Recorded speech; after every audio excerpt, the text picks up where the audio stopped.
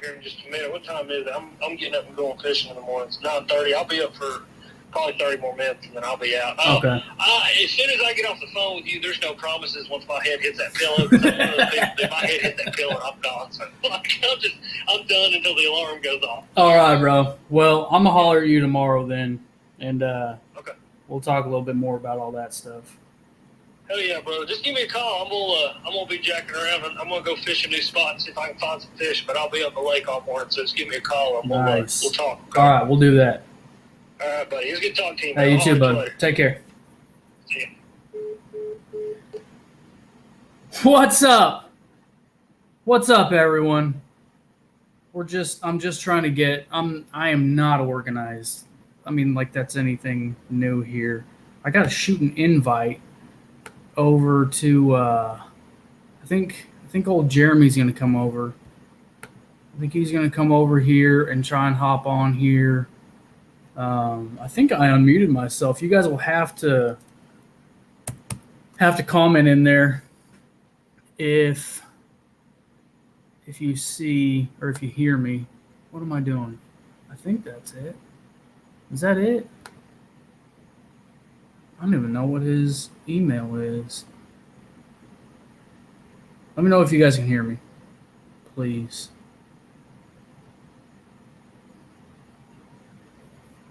All right, what we're doing tonight, what I'm doing tonight, what we're doing. Okay, you guys hear me. Good deal. I think it's in the title. I mean, I don't even have a thumbnail for it right now, but I'm gonna be like, we're doing the raffle. We're gonna give it a shot. We're gonna give it a go. We're gonna give it a try, a run through. And I figured instead of doing a trial run through on bags of tackle, I would give away on the raffle, pick a winner on the raffle for a rod and reel. I think I put that in the title. I hope I did. Either way, JL, there it is right there. The good people over at Runkle, never even heard of them before. Runkle Fishing, they are on Amazon. They sent me this spinner reel. Now, you guys may have seen other content creators talking about how they bought this reel and wanted to give it a shot and wanted to do a review, and they paid for it and all this other stuff. That's bullshit. No. I know for a fact that those dudes got it sent to them just like I did. They got the same message I did and said, hey, would you want to do a reel and do a review video over it? I said, yeah. So I'm going to give it away. And it's not because it's junk. It's actually a very nice reel. I like it a lot. It reminds me a lot of Cast King reels that I had. But this is a 2500 size or 2000 size. This is a 2000 size. It's called the Titan 2 2000 size reel. I've got the box. I've got the bag. I've got it all. So, yeah. Guys, this was just a reel that was sent to me. And because it was sent to me, I figure I might as well do that. However, the rod, this is a Daiwa Laguna spinning rod.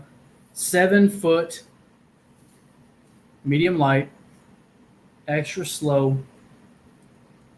This is a freaking solid finesse rod. I don't know if you guys can see this. You can't, but medium slow. I mean, there's the tip right there. This is going to be a sick little finesse setup for anybody, or, finesse. I definitely wouldn't do any kind of reaction baits on that. But how we're doing it is, again, because we're going to give it a test run to see how it works with doing the Venmo instead of Super Chat. I'm going to try and bring Jeremy in here pretty soon, and then I'm going to start addressing everybody and saying what's up to everybody that I have missed. There it is right there. And then we're going to get on with this and just start talking the talk. I saw River Fishers in here. What's up, dude? Patrick, what's happening? Samuel, Matthew, good to see you guys again. I know that was Stilly's in the house. Dunbar, Kyle, Crappie. Good. River, yeah. T-Rex, fishing with T-Rex. Appreciate you guys hopping on here. I'm just going to put this up really quick. If you guys want to do this, I'm going to have it pulled up tonight, and we're going to see who does it. If you guys want to, if it goes well, we'll keep doing it. If not, I will never do it again, and we'll just stick with Super Chat. But Super Chat sucks. So we're doing it. We're doing it. We're doing it well. Yes. So the Runkle reel, great reel. Like I said, I still have the box. I even still have this cool little Born to Win Bear Runkle sticker. The bag, the box, and the extra parts that came with. Literally everything is still in here. More stickers, more cards, diagrams, showing you everything about the reel. But we're going to be doing that. We're going to be giving away. It's going to be through Venmo. I have a better chance of keeping that in order than anything else. So we're just going to stick with that right there. Anyways, in case you guys are just hopping on, we're doing a raffle / giveaway of Runkle spinning reel and a Daiwa Laguna 7-foot medium light extra slow spinning rod. That's it. So how do we okay. Did you guys like the Monster Bass stream? Was that good? I felt like it was just like all over the place. I love talking, but I want to talk fishing. You know, like I'd like to bring people in on phone calls because I know that we're going to talk fishing. I know we're going to do that. But that's just a whole different story.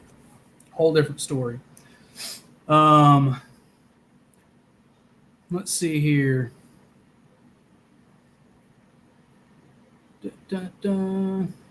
Exactly. That right there. That's why we're doing that.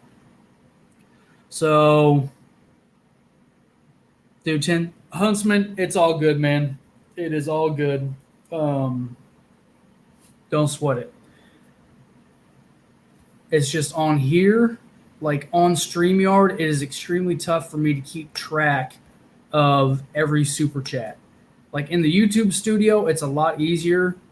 I guess I could just literally mark it down, but it's just a little bit easier for me to do it right here on the Venmo. So, okay. Back, yeah, like I was talking about. Post hunting videos. I wish I would have, yeah. Dude, I wish I would have hunted in Alaska. I wish I would have done that when I was up there. I just didn't have my freaking priorities straight up in Anchorage. But yeah, I talked about it earlier. I'm glad you brought that up. I'm going to be doing hunting. I'm going to be hunting this year, and I want to get some feedback from you guys if you want to see hunting content on the channel. If you don't, if you do, if there is an overwhelming amount of yes, you guys do want to see it, then I will post it up. But either way, I'm going to be hunting. So that's going to be happening, whether it be bow or muzzle loader for deer. But very high on my list is coyote hunts. That is what I'm wanting to do. So let's see. Dude, yeah, the Monster Bass Live was fun. But yeah, all over the place. I really want to talk fishing. I want to talk this stuff. I don't want to talk about subscription services and all that. And that's no knock. That's no knock. I mean, that's what Monster Bass is, but that's not what OWA channel is, you know. Dove's already opened up. My buddies just went out, I think, last weekend, I think it was. I missed it completely. He had sent me he invited me, and I just completely spaced it. So that sucks. But I do want to get a new muzzle loader this year. muzzleloader is what I harvested my first deer on. I do have a video of that up on here, but I do want to get a new one. I need to get some more arrows. I need to start sighting in the bow again and getting back to all of it. So there was Jennifer said yes, hunting, good. JP, dude, it was fun, lots of fun. Deer season is basically here. Like it, dude. River, that was funny. I almost name dropped. I'm not trying to name drop. Oh, funny stuff. Pretty sure duck season is here in New Jersey. Yeah. Well, I mean, even if it's not, it's probably still there. I feel like deer season has already opened up in Oklahoma. Because you go out to some of these lakes and there's a lot of people already hunting out there. So it's been pretty fun. Pretty fun to not really catch poachers, but know that they're out there getting after it. So hunting for sure. We got a good amount of people that say they want to see hunting on the channel. I can't guarantee I'm going to kill anything, but I can guarantee that we'll get some videos of hunting. So, and yeah, that's very true. Love deer season. Hardly anyone on the water. That is awesome.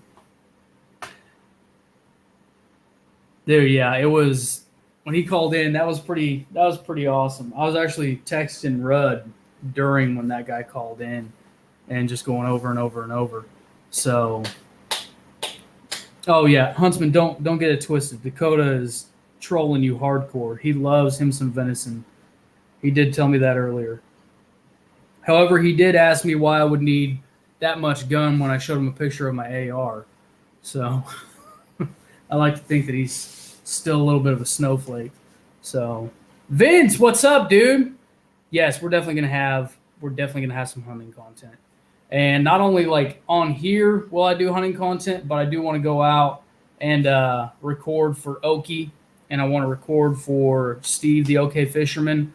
I want to go out and record, my buddies that do a lot more hunting than I do. Like my buddy Big Nick, he is an avid deer hunter, avid bow hunter, and he's a stud. He gets it done every year. But I want to go out and I just want to video him because he's funny as hell, and he's got a personality that you just can't not watch. So. I don't know. I mean, I might get banned. If I Randy and Lori, how you doing? If I bring this AR onto the channel right now. I'm going to check that out, Patrick. Did I get any of the working class? No, I did not. Matthew, but again, like I was sent the battle shad. So I do have that, and I've thrown it plenty. Has not got bit yet. I'm going to grab that really quick just to see, if YouTube really does watch everything or not. I brought the AR on before. I know I showed you guys before. David Dunbar. First one, David Dunbar. Appreciate you, my friend. Oh, I see you right there. Yes, you did. I appreciate that, man, very much. David Dunbar, as of right now, you are the only one entered in to get the rod and reel combo. So your odds are pretty good right now. But, dude, I really do appreciate it. Educational use for AR-15 to extract the... Yes, very true. Yeah, very true. So my AR, I built this thing essentially, and I'm going to change some more stuff up, but I essentially built this thing for the range and for coyote hunts. That is why I have this, and I just simply love shooting. I love the AR platform, absolutely love it. I've got a Vortex Strike Eagle 1x6 on there with illuminated reticle.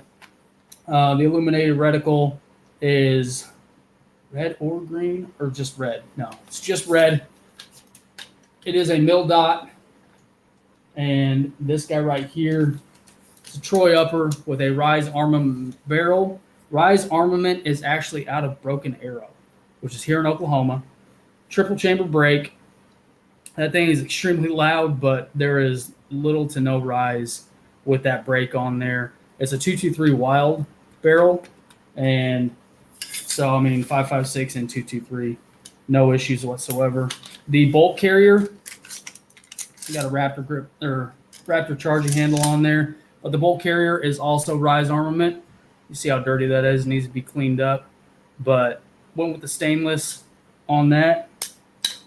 The BCG bolt carrier group. In case you do not know what the bolt carrier group is, that's what the bolt carrier group is. Maybe we should get on here and like actually break down the entire bolt carrier group sometime and clean it up. But Raptor charging handle on there, like I said. Rise Armament single stage trigger as well. You simply breathe on this thing and it will fire. Single stage, flat blade. But again, I got this thing specifically just for the range and just for some coyote hunts, and I absolutely love it. This was actually stolen from my house a couple years ago, and it took me a couple years to get it back. So I keep it very close to me because I absolutely love it. Apparently there's some people that don't like rifles on here because they have hopped off and they've left since, and that's okay. It's probably Dakota, so it's all right. Patrick's in. Patrick just donated. 50-50 chance right there. I'm probably just gonna send stuff no matter what, no matter who wins, to a couple different people. Vince, Vortex scopes are the deal. Yes. Like, I absolutely love Vortex scopes. I've had Vortex on just about every gun I have owned. And yeah, I've been that guy to sell guns, but I sell them to buddies who actually, are kind of in need of them rather than just selling them to sell them. I know that they're in good hands, and then I get to see them again. So it's kind of like, when your kids get married and they go off and have their own family, but then they still come around and you get to see them, but you don't have to clean them up and you don't have to feed them. So it's kind of that same deal is what it is. But yeah, I have always had Vortex, or not always had Vortex. Ever since I discovered Vortex, that's what I've stuck with. Absolutely love them. Okay. Twist rate? God, dude, I don't even remember. I built it 3 years ago and I have no idea. No idea. Oh, the buttstock is absolute crap, though. Mag pull grip on there. Ambi safety selector. And then an extended mag release. But yeah, I feel like a lot of people don't like it. This is all right. Let's try and catch up here. 4570, because you never know when you might encounter a Bigfoot or a T-Rex. How is a strike yield? Dude, I love it. I think it's a great scope and great for the price as well. Very budget minded. I like the 1x6 again because you get that little bit of magnification. I'm not trying to reach out and touch anything too far with this rifle. Again, that's what I built it for. Samuel, yes. Sorry, dude. I am sorry. Yep. Patrick, like my AR-10, my buddy actually has an AR-10, has my old AR-10, and that was a Diamondback. It was a Diamondback DB10. Diamondback makes really, really good rifles. Really good rifles. I know I said I want to talk fishing, but here we are talking about guns. And I love it. I haven't been able to talk about guns in a long time. So I'm about it. I'm here for it. Top Cat, have a Marlin 4570 with a Vortex. Ooh, yeah. Heck yeah. Dude, I don't think I've ever shot a 4570. I know it's sad to say, but I really don't think I have. And I really want to. So exactly, Sean. Guns and fishing go hand in hand. It's all about the outdoor life. Outdoor life. Okay. Wait. Alex said, okay, legislature actually passed the Bigfoot license. I have no idea, dude. No idea. I don't know anything about. No idea. No clue about Bigfoot, anything like that. So, Sean, I agree with that, dude. Completely agree with that. Fishing. Let's get back to fishing. Let's talk fishing for a little bit. So fall, I think the fall transition is finally happening here in Oklahoma. It's starting to change. I say that, and then I remember the freaking, the only gun I got is a damn, hey, you know what? You got a gun. That's better than not. So, old Marlin 22. That's a good gun. Marlin makes some good stuff. Good stuff.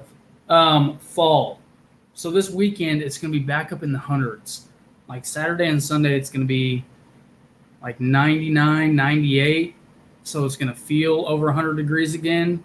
But I'm telling you, like these fish are starting to transition towards the fall. They're moving on. Randy's in there. Appreciate that, man. So I've got you guys like right here. So at the end of the stream, if you can still be here, I'm going to say it right now. Hit me up on Instagram if you hear your name called. I'll get your address. I'll get stuff mailed out to you tomorrow. Speaking of, Samuel, if you're watching, showed up today. It's going in the mail tomorrow. So I got you.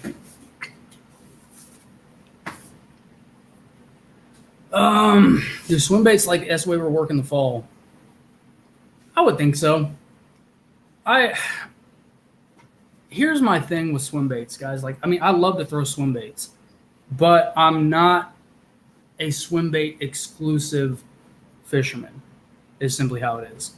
So, and speaking of swim bait exclusive fishermen, what is that shirt?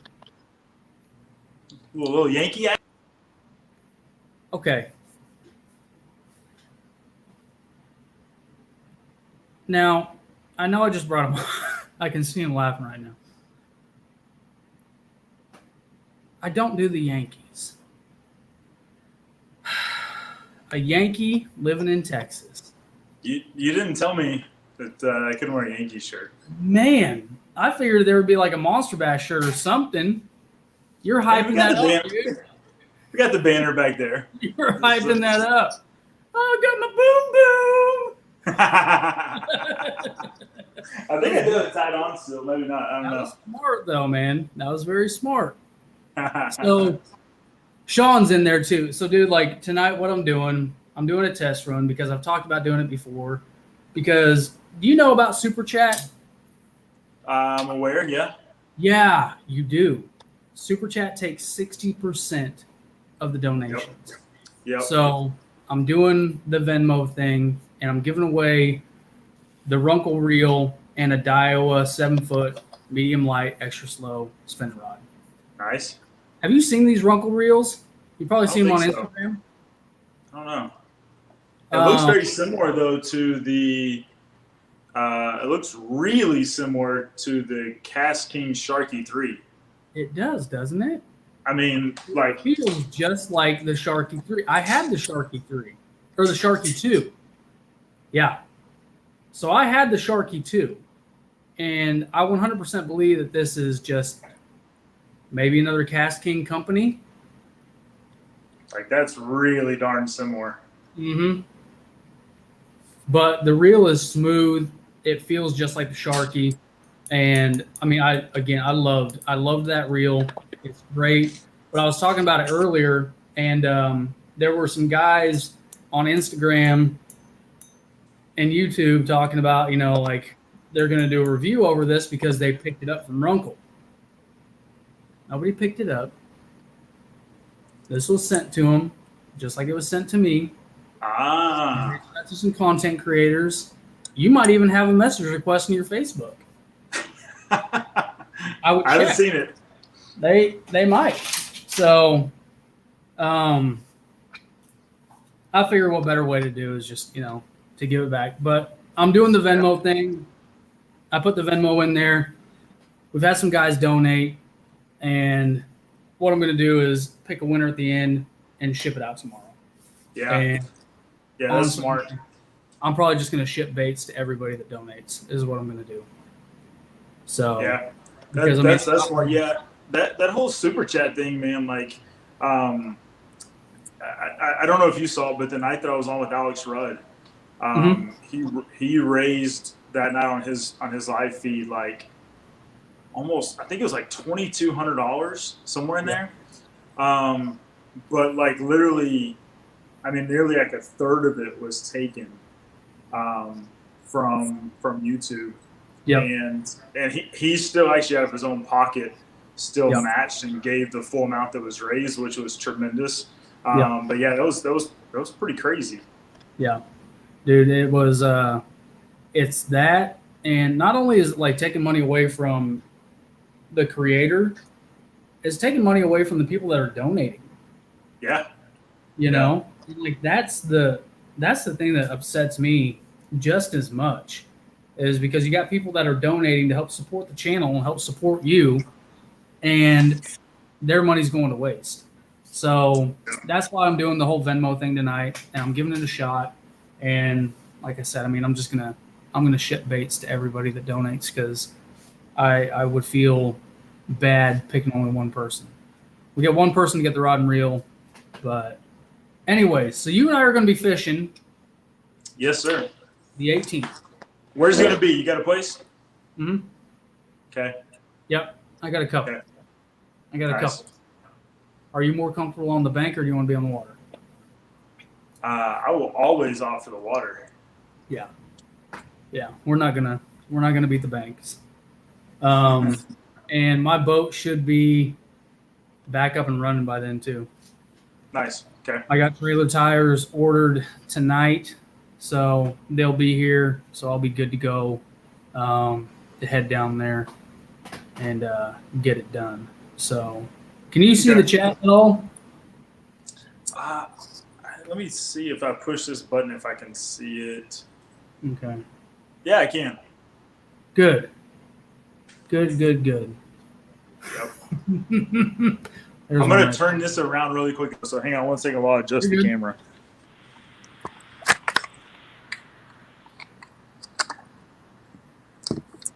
Take him to Big Soma. That would be a good one. No, I can read it. Okay. That would be a good one.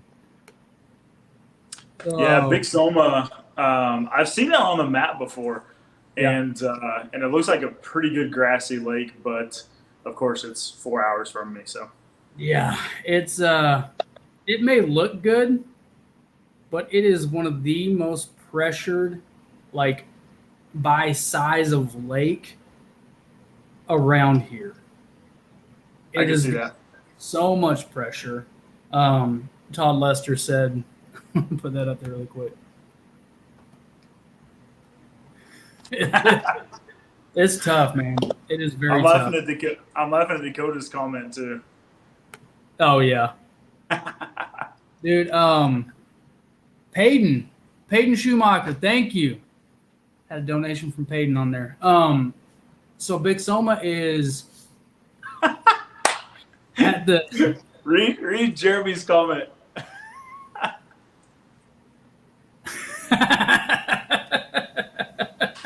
That's great. That was good, right man. There. I forgot you did that. Yeah. I would probably rather go to Okmulgee than Dripping Springs right now. Yeah, in my defense, they're like 5 minutes apart. So yeah, and it's tough. But Big Soma is at its deepest point, 60 foot, and you wouldn't think that by looking at it. It's a small lake. But yeah, but it gets down pretty deep though. I can see that. Yeah, like the average depth is probably between 20 and 30. And then back in the channel still drops down to about 20 foot, about halfway back the channel, and then starts coming back up. But have you seen yet out there? Have you noticed any thermocline? Yeah. But, I mean, I haven't been there in a while, but the thermocline was sitting around. Last time we saw a thermocline, it was sitting around 20 foot now. Okay. So it's dropping down. It's dropping down quite a bit, which I think is getting fish a lot more active too. I did get on a good crank pattern the other day. I was just out at some ponds, and I was fishing that. I got a little video for the Mad Max coming. I don't know. Have you been fishing it at all? I fished it not this past weekend, but the weekend before last. Caught a couple of good fish on it, but unfortunately, my GoPro harness broke that day, my chesty, so I couldn't record any of it. So Too much Whataburger. No, my super glue let me down that day. You cracked me up calling in with that, man. Oh man.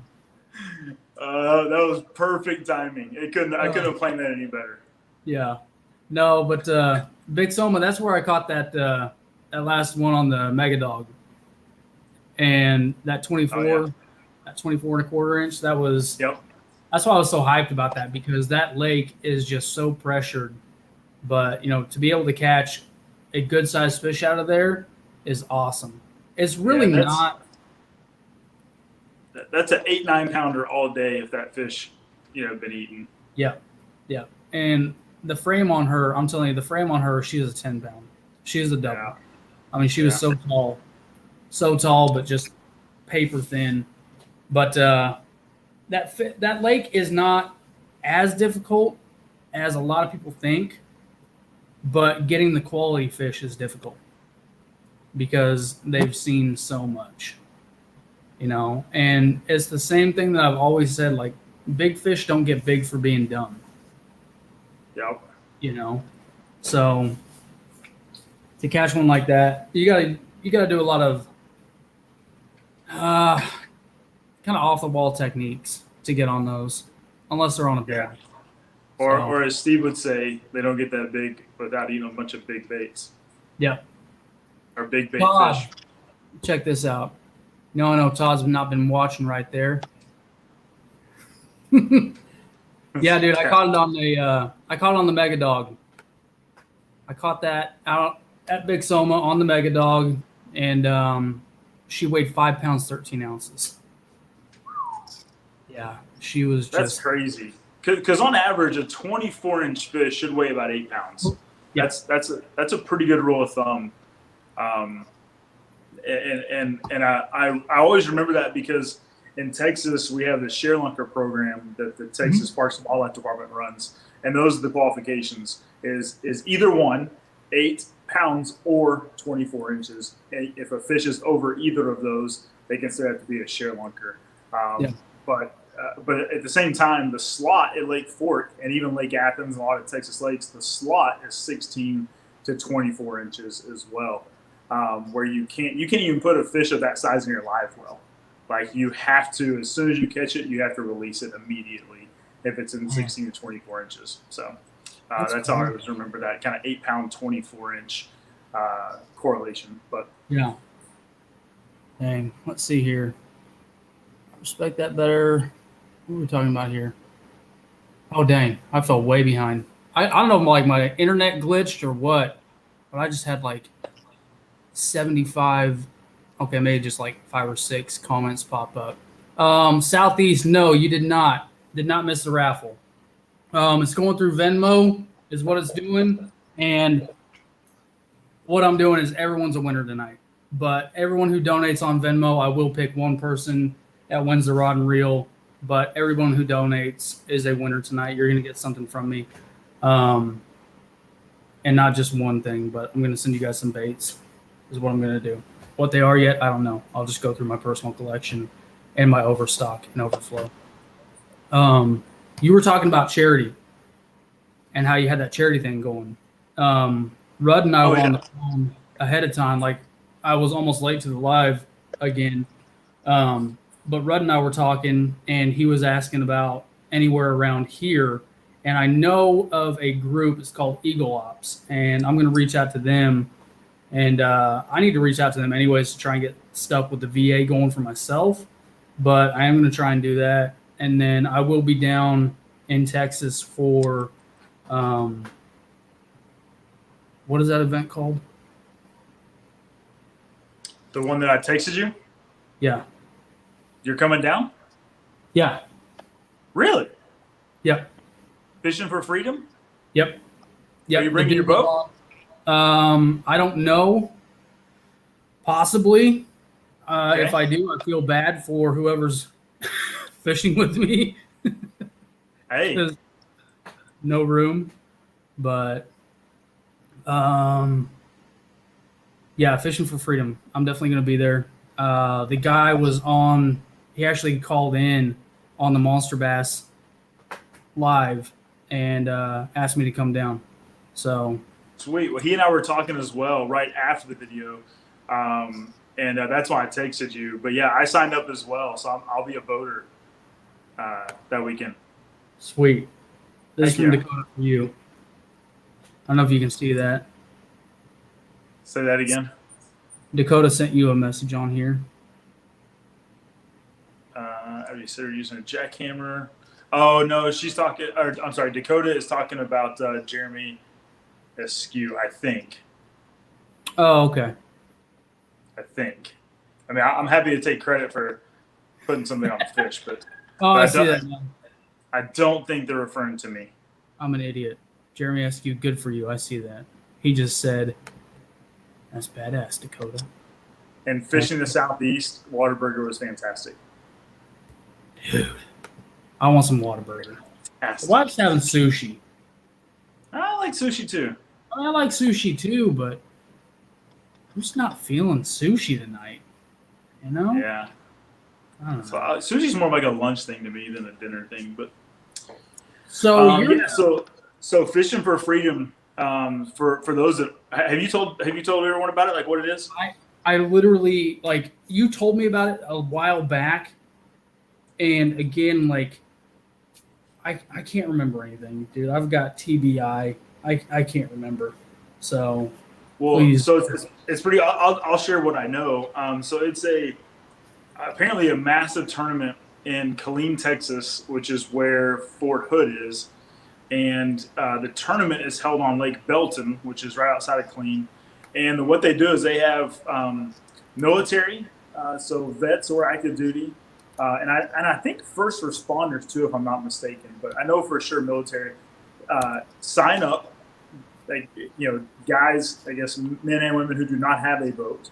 And then if you have a boat, whether you're military or not, you sign up as well, and they randomly match you, boat owner with non-boat owner. But one person, mainly the non-boat owner, is a military member. And literally there's, I think last time I looked, it was like at least 180, but they're expecting between 200 to 250, if not even pushing 300 boats to be in this tournament. But it's all free. So like I signed up to be a boater, and it's a free entry, and the winning team wins a bass boat. And there's a boat dealer in Killeen, I think it's in the Killeen area that is giving away the bass boat. There's a ton of other companies that'll be there as major sponsors. MONSTERBASS will be there. So Friday night there's a big reception and kind of get a bunch of vendors and booths and things like that. I know Rudy's Barbecue is sponsoring the food Friday night. MONSTERBASS will be one of the vendors, so I know I'll be there. Alex, if you're there. I know Chansey, one of the guys on the team, will be there. So we'll kind of be there working the MONSTERBASS booth. But I'm pumped to be able to go out and fish, not even really in the tournament, but to go out and show gratitude towards an active military or a retired military. Because I personally have not served. I'm not in the military. Hats off to you, Alex, and those that have, because I think it takes a lot of courage and a lot of selflessness to go do something like that. So that's the least I can do, is take a vet fishing. So I'm pumped and can't wait. And if I do happen to win, Obviously, I've got a boat. It's definitely not like a fiberglass or a big boat, but I've got a boat. But if I win the boat, obviously the guy that's fishing with me will take it. I'm not even a question that. So that's awesome. Should be fun. And man, this is my first tournament ever. Is it? I've never fished a tournament before, so this will be my first one. Are they doing like 5 bass? Yep. Okay. 5 bass, but it's a team instead of individual, so it's a team. But 5 bass. Normal rules. Can't have any dead fish in a live well. You get penalized for that. You get penalized if you're late. Things like that. So yeah, can't wait. Sweet, man. That'll be fun. If it's a live well, then I need to get mine in order because mine is not in order at all. I have to I've got a little portable aerator for it, but I have no recirculate, no nothing like that. Gotcha. I can very easily bring a cooler on there, but I hate putting fish in my live well. I will for maybe 5 minutes. Like that fish I caught at Big Soma. I put her in there for 5 minutes. I pulled her out 3 different times, put her back in the fresh water. But I hate doing it, even though I know that water is fresh and it's pumping in and out. That little bubble aerator, I just don't feel like it's enough for them. And I just don't care about them too much. So I will have to get in contact with him and see if there's something I can do there. Maybe if someone wants to let me, if they want to make me a boater, I could drive someone's boat, or I'll just work the booth and just hang out. Well, I sent you the link earlier, so you can go in and just register as a boater or non-boater via that link. Yeah. Okay. I'm waiting to hear from him. I know he said that he was going to contact me. I'll probably grab his number from you later is what I'll do. So I can get him on and actually talk to him. Southeast asked me how I like the Battalion Trasher Pass material. I like the Battalion a lot. I have not fished it enough to actually do a Trasher Pass on it yet. I got a few of those baits up there that I've thrown that I want to do Trasher Pass on. But the thing with that is I like to do them around the season that they're working. That's kind of my deal. I want to give people insight on baits that are working right now and base it kind of mainly off of that. So Enstone said there's already 143 teams in the tournament. I am number 6. He wants to know, are there more details on it in Germany? Those are all the details I know, but I do know that it's actually open to any guides. It's open to professional anglers. So I know there's a couple of professional anglers that'll be there. I'm sure there'll be guides that'll be there. What is kind of interesting, though, I talked to my co-angler, and what happens is when the co-angler signs up and the boater signs up, you just get kind of randomly matched. So you actually can't pick who you fish with. They randomly match you. But I talked to my co-angler yesterday. His name's Chris, and he's actually fished this 4 or 5 times in the past, and he's finished in the top 10 3 out of those 4 or 5 times. So I told him I've never been to this lake before. I've never fished this lake, so I'm just gonna go where you told me to go. And I know you said it, and I didn't hear it because I was trying to read details on it. What lake is it again? Lake Belton. Okay. Belton, Belton. Okay. I'm going to head down there this weekend and fish it and figure it out. Not at all. No, but I wish I could get down there. I will. I'll probably try and make it to where I've got both of those days off, and probably just stay overnight and make ready to pay for my hotel. I've already got a hotel room. If I can switch it to 2 beds versus 1 king, you can stay with me. Dude, we can just stay in 1 king. It's all good. I'm down with that too. I mean, don't make it weird. I've had to cuddle in the cold. It's no big deal. No big deal. Your beard may be a little bit too itchy for me. We'll see. No. I'll be a little. Oh man, sometimes I want to talk army stories. That's for a whole nother time. I need to get someone on. I need to get another veteran on here that deployed to Afghanistan is what I need. I need another grunt who's been to Afghanistan and wants to come on and just share stories. That's what we need to do sometime. I would listen. I would listen. Good times. Good times. I think Dakota asked me why we don't have something like that in Oklahoma, the Fishing for Freedom. I think he asked about it.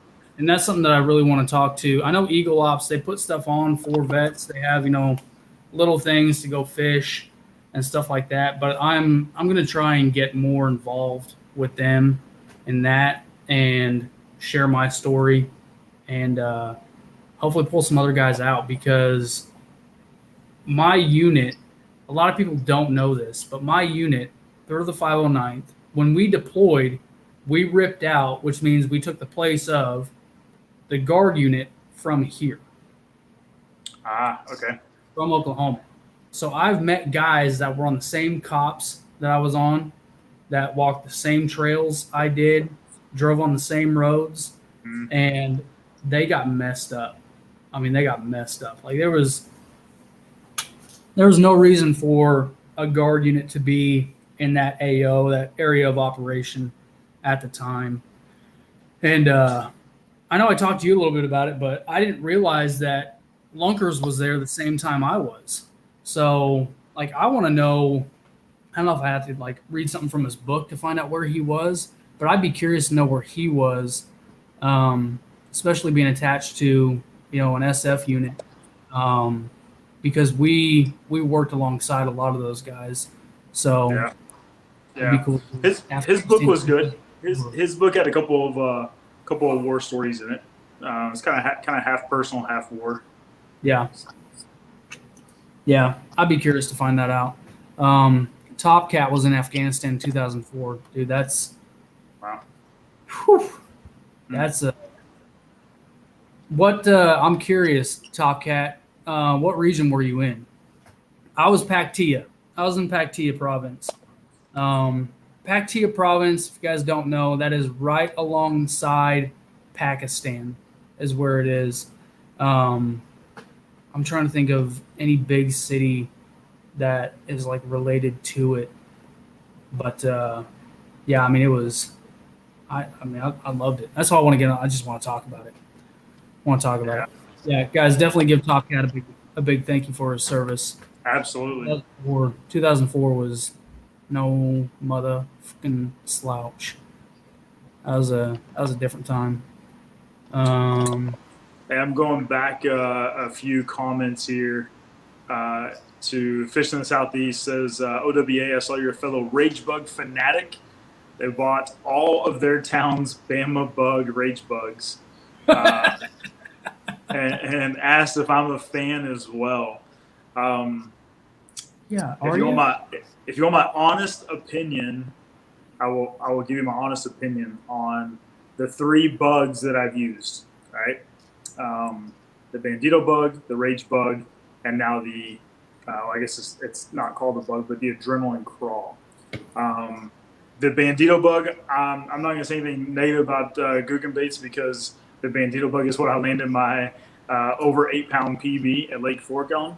I don't use it anymore. The Rage bug I used a ton on with the Rage Menace. Those are both great baits. I personally now work very closely with Egg Zone Lures, so I use their Adrenaline Crawl, and I love the fact that it floats and stands up off the bottom. So, I think all 3 are great baits. I do think that the Adrenaline Crawl by Egg Zone has a little bit of an advantage because it floats, but it also depends on how you're fishing it, if that even matters. So, anyways.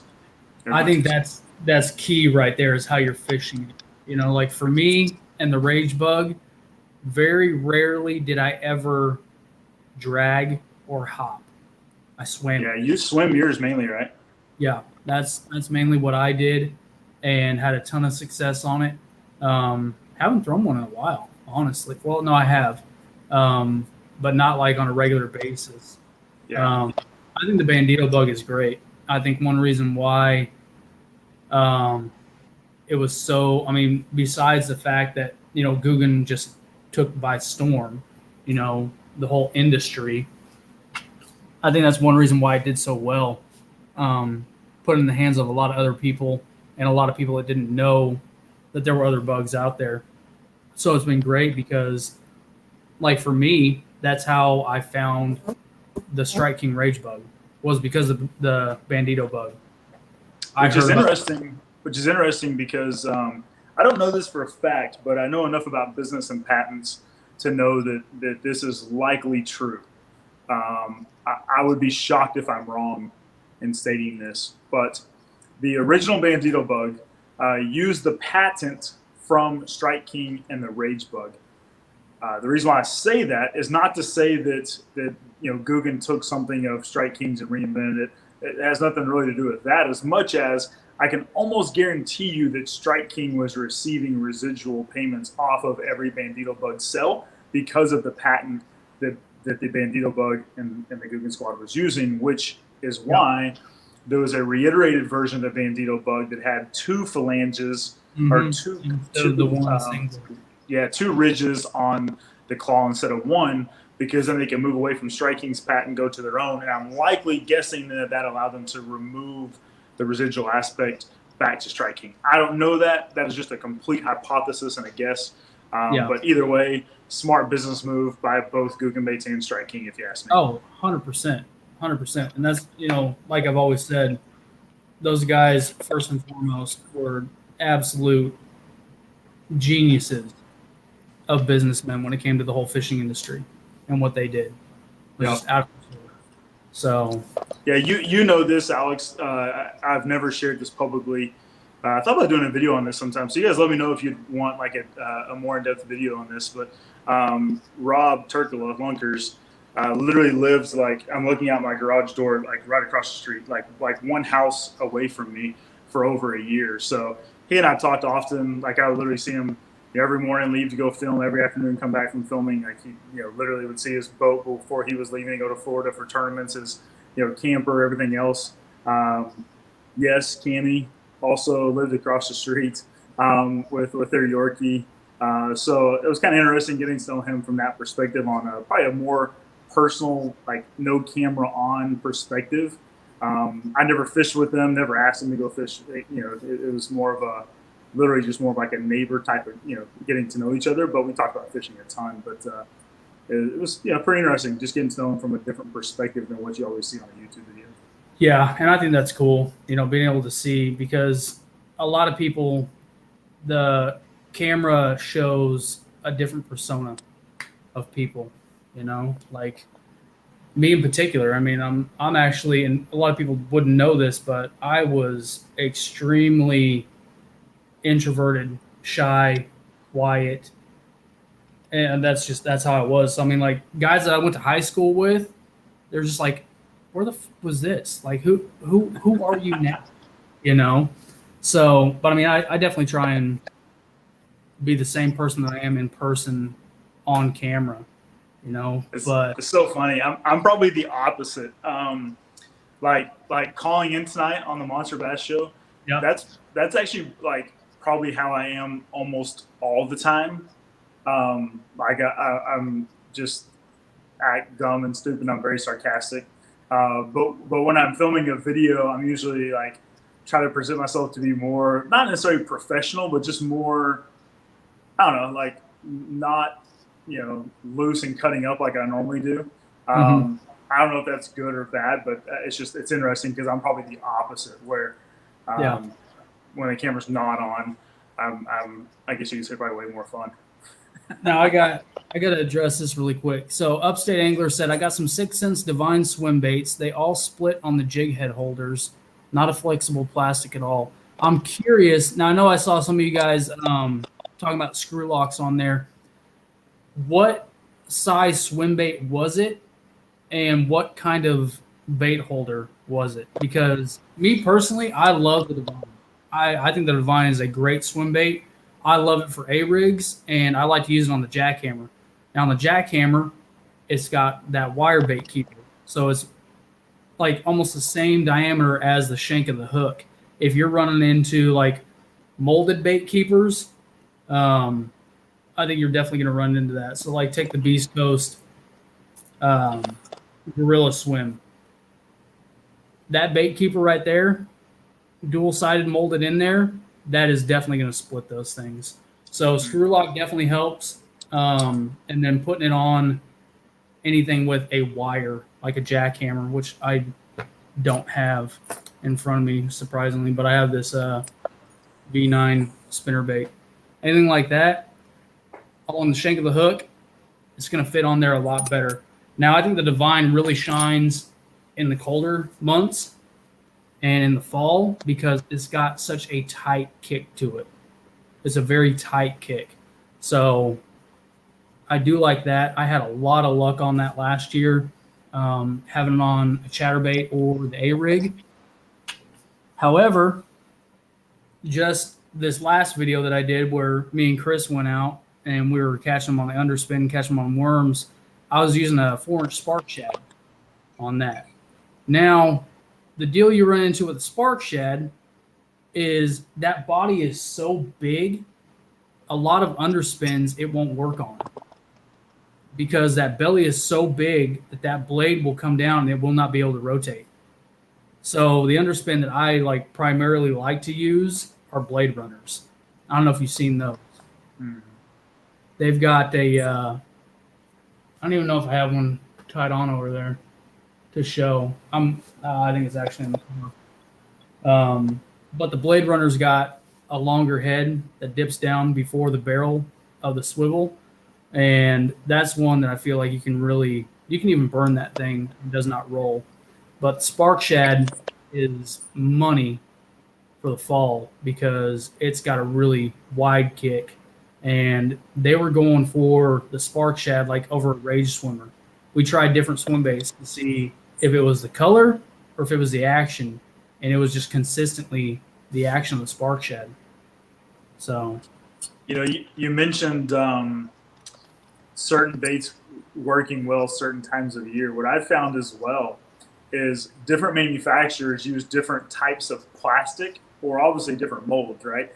But depending upon the plastic they use and the way that it's molded, certain plastics, when it gets colder, they just flat out won't move. Yeah. But then you have some other plastics that it doesn't matter what the temperature of the water is, the plastic will still move the same. So it's interesting. I have some swim baits that I absolutely love in the summer, in the warmer months, that I will just completely take out of my boat in the winter because the plastic almost like it becomes, not solid, but it doesn't move almost at all. It's interesting. Now, Matthew, he was talking about this last time that we were on the live. He used the Hazadong for underspins, so they work way better, which that's something that I need to try out. The Hazadongs I have are way too small for any of my underspins. I've got. I think it depends too. I'm gonna grab some different underspins. I think it depends too on the hook on them. Do that for sure. How's the Rage Swimmer been on the screw head? I have not tried that, Anthony. Sean, speed or reel? I'm using for chatterbaits, chatter chickens. 7 gear. 7 gear is what I'm using. What's up, fat basses? Good to see you, dude. Dad is here. Wire keepers deal. Yep.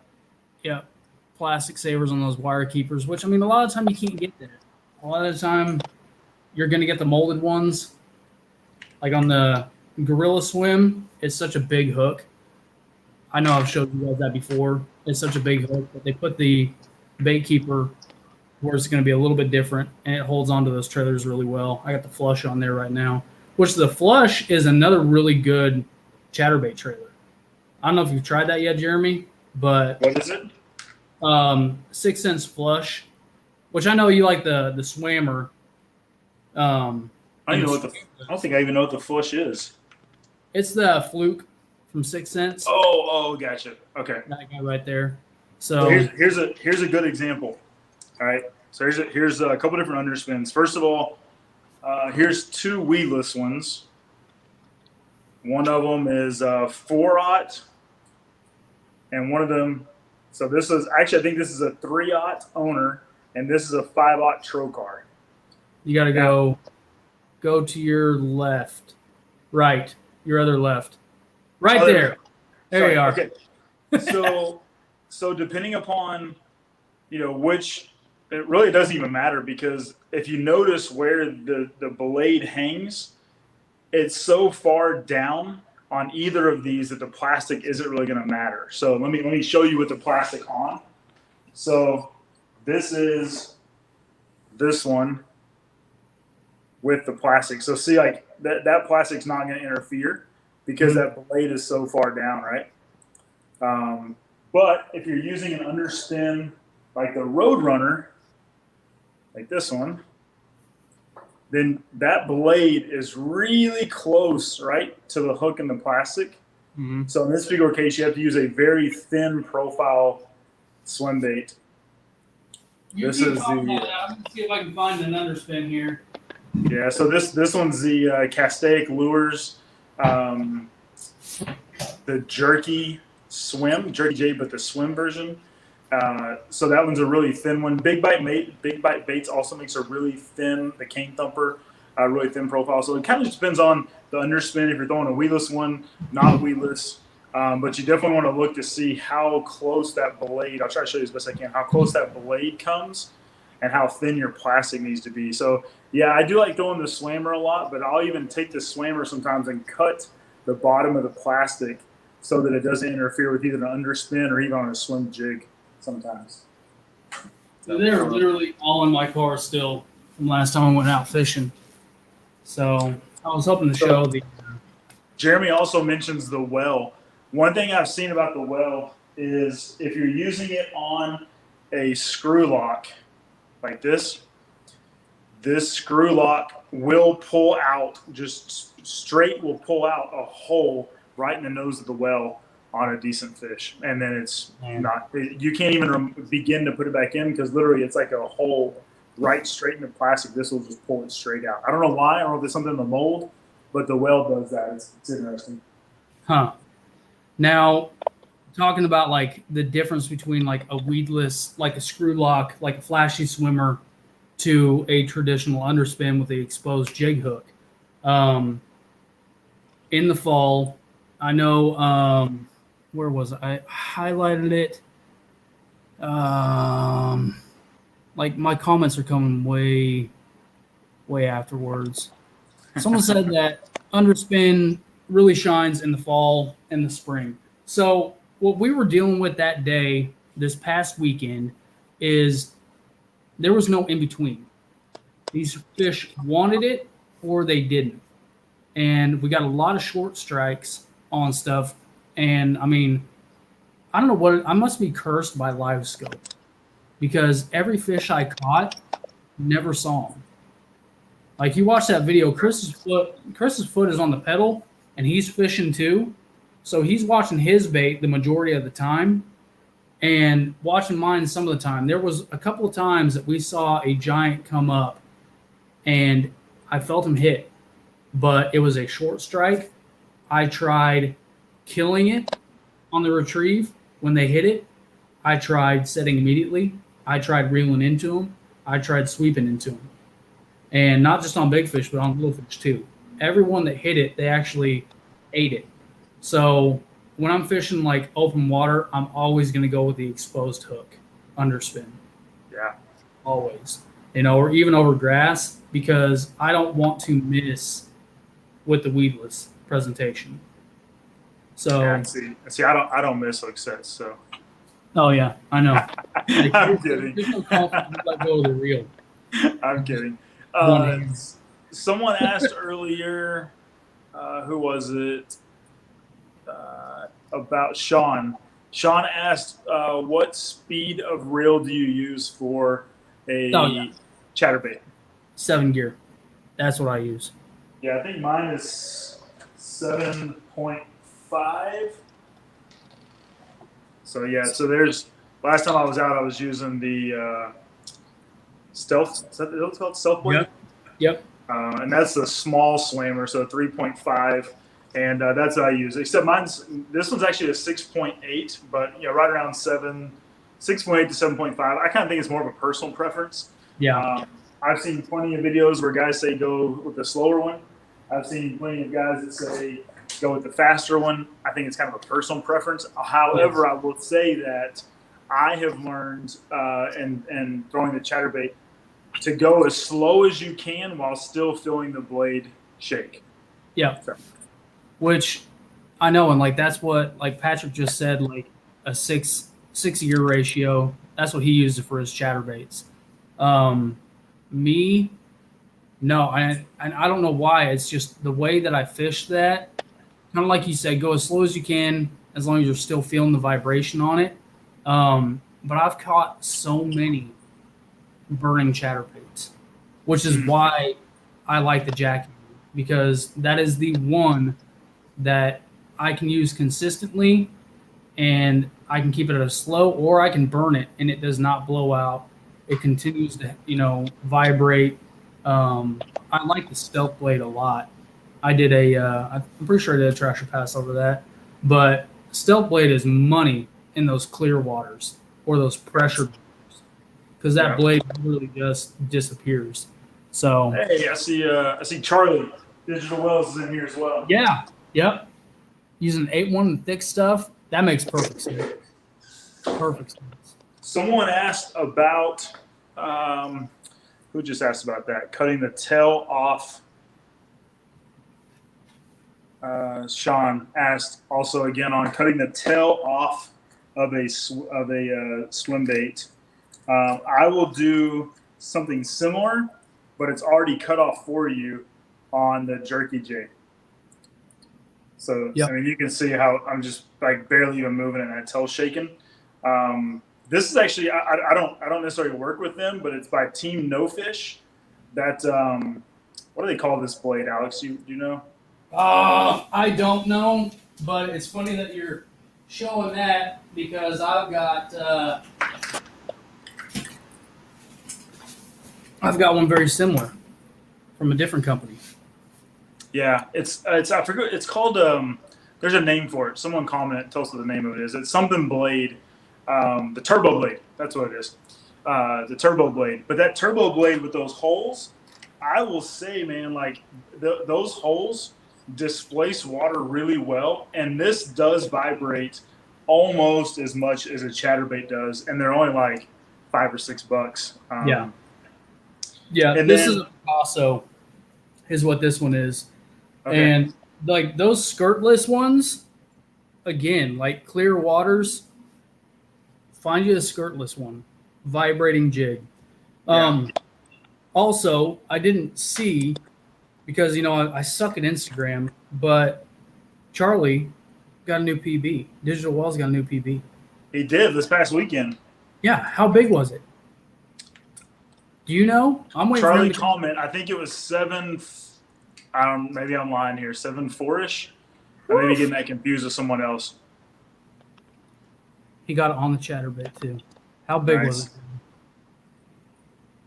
Let's see here. So check the. Have you seen this yet, Alex? No. So 24-inch, 6.2. Oh, nice. 24 inches. Holy cow. Dude, we were just talking about that, because I caught a 5.13, 24.25. I feel like a douchebag saying that quarter, but I feel like I gotta say that quarter because of the lake it came out of. Like 5.13, 6.2. Man, summer is tough. Yeah, that's awesome. That's gonna be an 8-pounder easily, Charlie. And 4 months either direction. Yeah, that's an 8-pounder. So let me show you this. This is the I saw this the other day in the store. It's called the Willow Vibe. Okay, it's a 1/4 ounce, small little willow blade that's by Z-Man. So Z-Man makes this the Willow Vibe. It's got this big eye on it. So it's it probably actually worked better more for like redfish or sea trout, something like that. But then I put on this little tiny 3.5-inch little jerky jig on the back, and man, I have to go super slow, because this thing, I'll tell you, vibrates so much. So will it blow out too? It will if you go too fast. Yeah, it'll literally just kind of start doing like all kinds of stuff. Yeah. But, I mean, right now, the reason why I bought it is because right now, everywhere I go, I mean, literally, whether it's a private lake, a public lake in Oklahoma and Texas, like anywhere in this region, bass are eating bait fish that are like this big. I mean, and like tons and tons and tons of them. And so I'm like, all right, well, what can I throw that's close to that? So literally, this is 3.5 inches. It's pretty small. That willow blade in the front kind of gives off another like little shad profile size. But this thing's been pretty cool for a small little bait. It's been pretty awesome.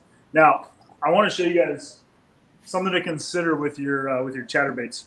I actually talk about this in the video, but I want to try to show you the best I can. If you look at the way this blade comes down, you see how it comes down right on the hook? Now, it will slide to the side. I'll do it this way. So it will slide to the side, but it does come down almost right on that hook, okay? So when you're fishing a chatterbait and the blade's up like this and the fish goes and bites it, if you set the hook as soon as you feel it, all you're going to do is pull that blade up like this, and you're going to blow the fish's mouth open. So if you've ever fished a bladed jig and you set the hook too fast and you miss hook sets and miss bites, I'm telling you, that's why. So what do?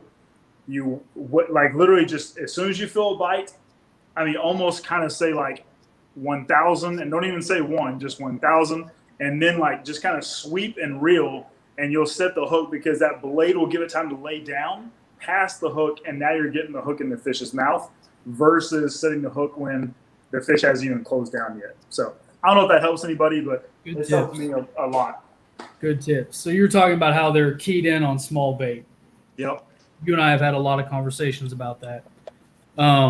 Have you ever heard of the Baby 1-? Baby 1-. I don't think so. Okay.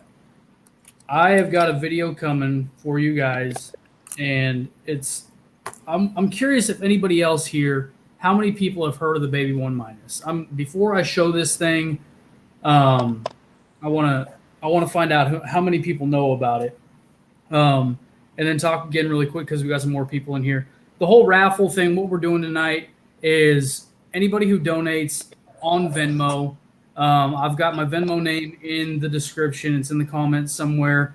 I'm picking someone that is going to win spinning reel and rod, a Runkle spinning reel, and a Daiwa Laguna 7-foot medium light rod. 2,000 size reel is what it is. Me and Jeremy were talking about it. It's very similar to Strike King Sharky 2 and Sharky 3. Great spinning reel. Runkle sent that to me. I have no need for it, but anybody who donates gets a chance to win at that, and then everybody who donates is getting something from me. So I will be reaching out to every single one of you somehow, some way. I'll probably name them off at the end so you guys can reach out to me on Instagram or Facebook, whatever. Just follow me on Facebook. It's just Alex Epperson. And MySpace. Yes, Huntsman. Man's Baby 1-, MySpace. Golly. Anthony said, love the Baby 1-. Yes. So, Baby 1-. This is a teeny tiny, it's a tiny crankbait, which 6 Cents actually came out with one to rival it. And it's one reason why a lot of people don't know about it. It's kind of an older crankbait. This is the baby bass one right here. So little tiny hooks, little tiny body.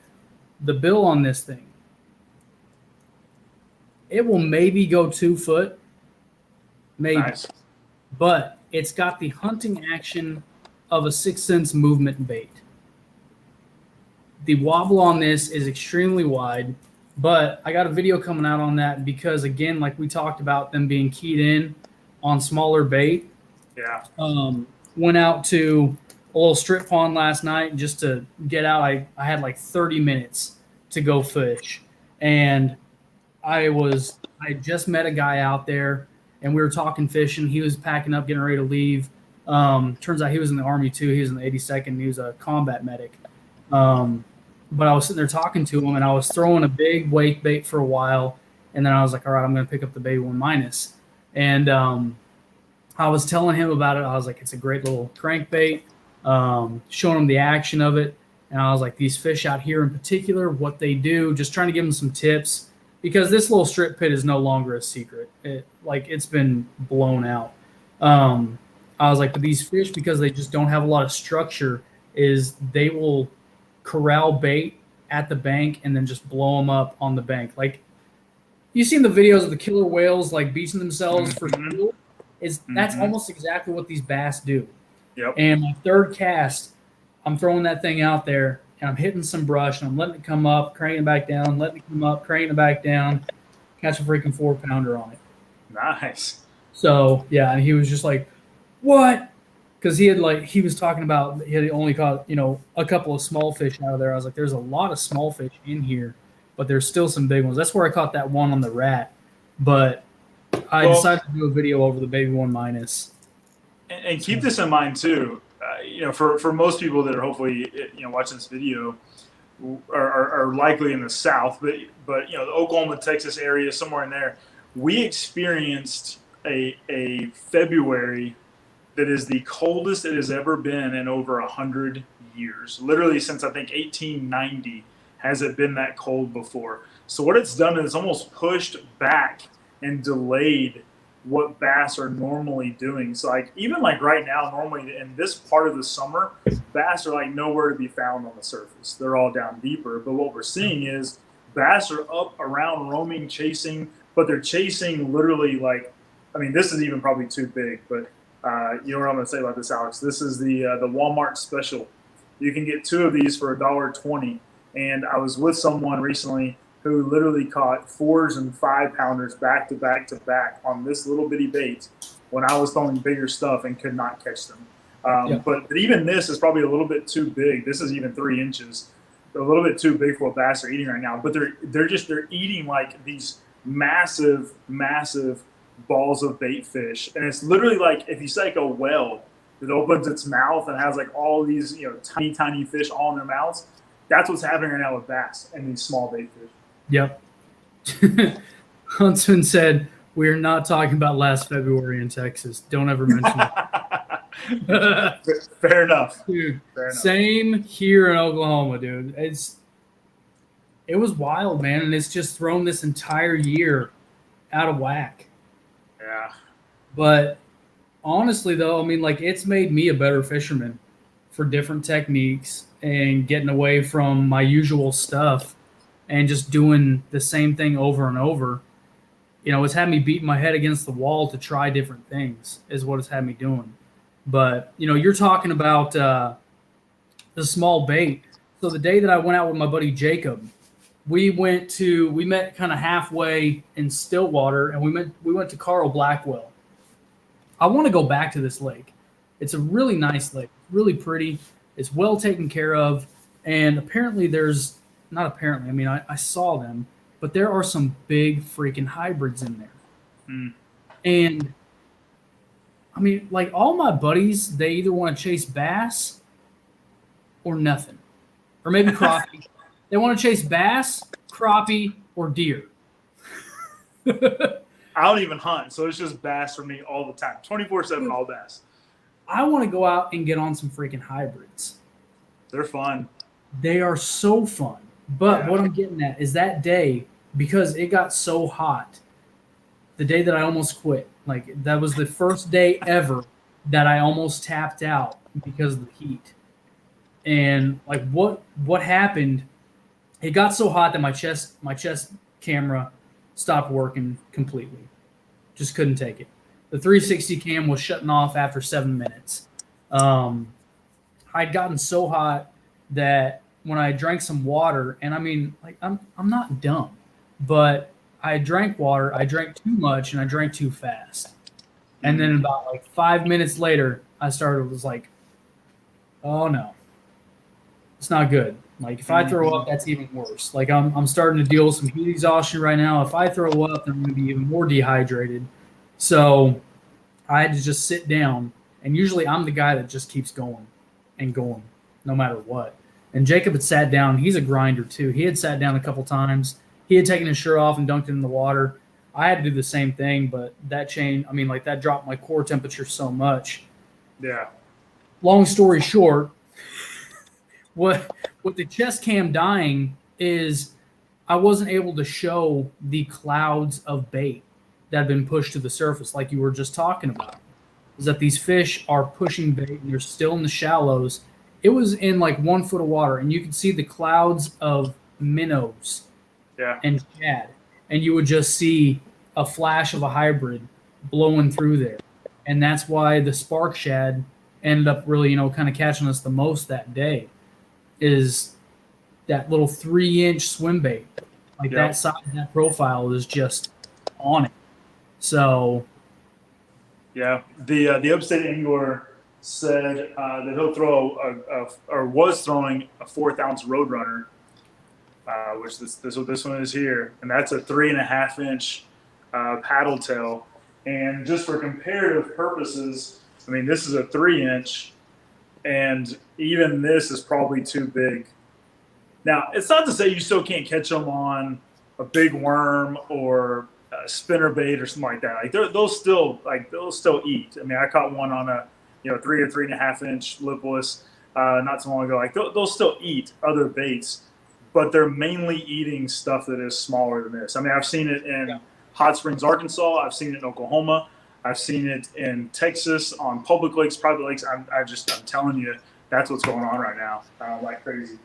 And a lot of the time, like when they're pushed up and they're keyed on those schools like that, like he said, like he didn't get a bite, didn't catch anything on that. Mm-hmm. A lot of the time, that blade, while it's great, it could be too much for those schools. So what I was having to do that day, it wasn't on the spark shad. I was wrong. It was on the little 2 3/4 inch rage swimmer on the Okashira screwhead. But what I was doing that day is I would fire it out past the school, slow retrieve it, and then yo-yo it through. So instead of having the flash or, going by fast, they saw that bait, dying essentially and keyed in on that. So if you're dealing with that, drop the blade, go to just a straight swim bait on a jig head and like a light jig head, bring it slow, and then try and lift it through those schools, because that's what got me bit. I did catch one on a lipless that day too. I was throwing a lipless. I caught a hybrid on that. No, I caught a sand bass. But yeah. Yeah, Charlie commented about a spinnerbait too. Yeah, and that's the same reason why a spinnerbait will work really well, especially with any wind, is because those, especially willow blades, double willow blades, because you get willow blades that are that big, right? So even if your spinnerbait underneath is this big, you've got 2 willow blades that are this big first that are seen. So a spinnerbait, especially with wind, does look like a small little ball of bait. It's almost like a single hook A-rig in a sense, if you want to think of it that way. And I traditionally have not been big on spinnerbaits until probably the last 6 months, and I've had a lot of success with them here recently. Same here. This is summertime A-rig. Is what it is. Yeah. Baby bass. I see some people talking about baby bass. What's your thoughts on the baby bass color, Alex? Dude, baby bass. I'm all about. Me and we talked about this. That's why I've got so many bass patterns. Like, I love bass eaters. I think that bass eaters are more aggressive than the shad eaters. Yeah. And they may not be the biggest, but they just hammer it. And bass is my favorite pattern of bait, hands down. It may not give me the biggest, but bass pattern is my favorite. However, right now, I'm going with shad patterns. I'm going with whites. Not so much silver, but white has been hot. Yeah. So, yeah, I would say I would probably go more with shad as well. But that's the I think I showed you guys earlier. But that bass pattern, I like that jerky jay. It's pretty legit. And it comes in a paddle tail as well. But the reason why I also like baby bass is the other main thing that bass eat is crappie. And I'm really not certain if this is coming through the water, especially on a bladed jig, that a bass is looking at that trying to decipher if that's a baby bass or a crappie. I really don't think they care. They're just going after it. So I think any type of little spots or variations like that on the side are going to give off almost like a crappie or baby bass type pattern. And either way, bass eat it. So yeah. And I think that crappie, I actually talked about it last week. I think crappie is one of the most slept on patterns out there. It is. I don't know like the anatomy, but I just know protein content for crappie is going to be higher than, a bluegill. Yeah. So, they're going to want, you're going to find big bass around crappie. Well, think about this. How many stories have you heard of guys who are out crappie fishing with a little bitty crappie jig and catch an 8, 9, 10, or 12-pound bass? Mm-hmm. Like, why do you think the bass is there? The bass isn't there to eat a little crappie jig. No. The bass is there to eat crappie. And they Yep. just happen to see that in their way as they're going after the crappie. Yeah. That's my philosophy on bass and crappie color. Dude, Hello Bass is live. Just need some guys pop in here. We got Tom in here. What's up, dude? I saw Kyle. How's it going? What's up, Tim? Let's see here. Anybody order the new 6-cent swim baits? You have one yet, Alex? Yeah. Yeah, I do. I do It's right not. here. What's it called? Trace. Yeah, that's right. The Trace. The Trace. Bluegill spawn. They look pretty good. Yeah, we'll take that out and we'll throw that. Is that like next week? When we're together? Yeah. It is next weekend. Oh, dang.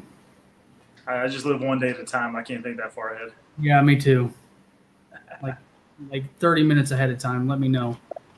Like, All right, before we get off the topic too far removed from Chatterbait trailers, I want to show this one as well. I have no affiliation with this company, but it's Berkeley Powerbait. But anyone know what this is called? Ooh. I don't. I like that. Anybody? See if anybody know what's this one. Waiting to see. Skeet Reese just won a tournament back in February or March on Okeechobee with this. The deal. The deal. It is the deal. Yeah. I've got some really good fish on both Okeechobee and Drip on the deal, and I'm about to place an order for some more of them.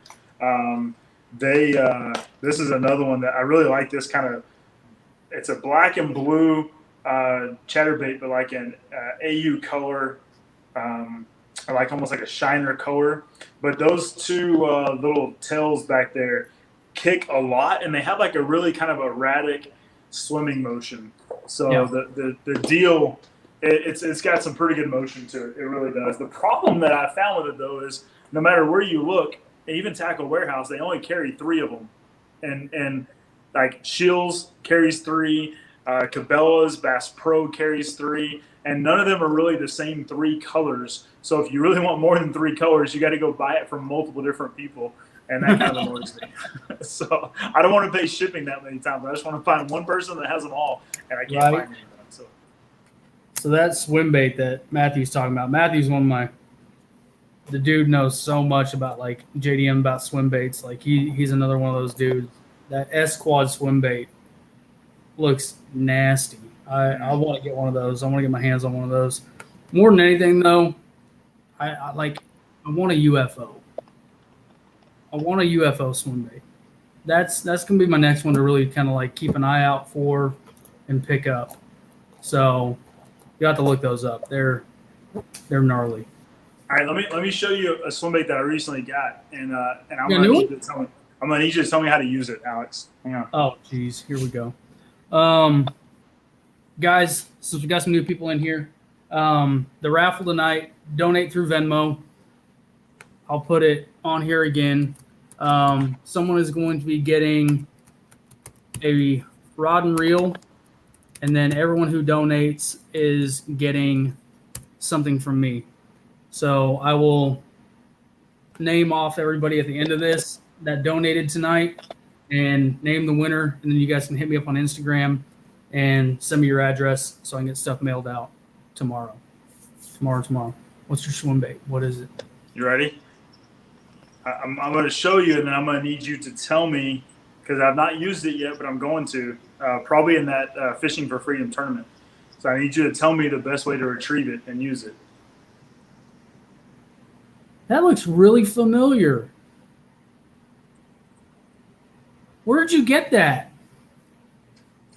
Some dude I ran into in Oklahoma one day. Slide swimmer? Is that what that is? The one you gave me, bro. You're gonna want to throw that on 8-pound braid on an ultralight with like a 500 size spinning reel. Okay, but seriously though, like I'll fish big swim baits, but on a glide bait, I've never really fished before. So, like, let it sink, keep it at the surface, swim it fast, slow, twitch it. Let it sink. And what I like to do with the glide baits is I really like to. I want to know if I'm going to get any kind of followers by doing a straight retrieve first, and then doing kind of chops. Now the slide swimmer, glide baits fish different. So like my Buka, this guy right here, that guy fishes completely different from a slide swimmer. I can burn that thing and it does not roll at all. The slide swimmer will. So essentially, like, you're going to want to throw that on like a moderate fast action rod. You're not going to need to throw that on like your heavy swim bait rod. It's not that heavy. Okay. Yeah, it doesn't feel that heavy. Yeah, you can overpower it with the line too. So like 15, 17 pound is going to be good for that. Okay. But you really, the thing with the glide is you just got to throw it and you got to figure out what they're wanting. And what I'm horrible about is remembering what I did when I get that follower or when you got the bite. I'm horrible about that. Out at Carl Blackwell, I was throwing that Buka, and we had just like I had ran up to like take a crap, and Jake was sitting out there, and then he was retying, and we were just kind of floating in the cove by the ramp, and I was showing this to him, and I was just throwing it, showing him the action of it, show him that you can reel it slow, you can handle pump and get it to kind of kick out. You can do it's like a half turn on a handle pump will get it to kick, and then if you do a quarter turn, it will just kind of do a little bit of a kick like that, and then it'll kick back out on that next half turn.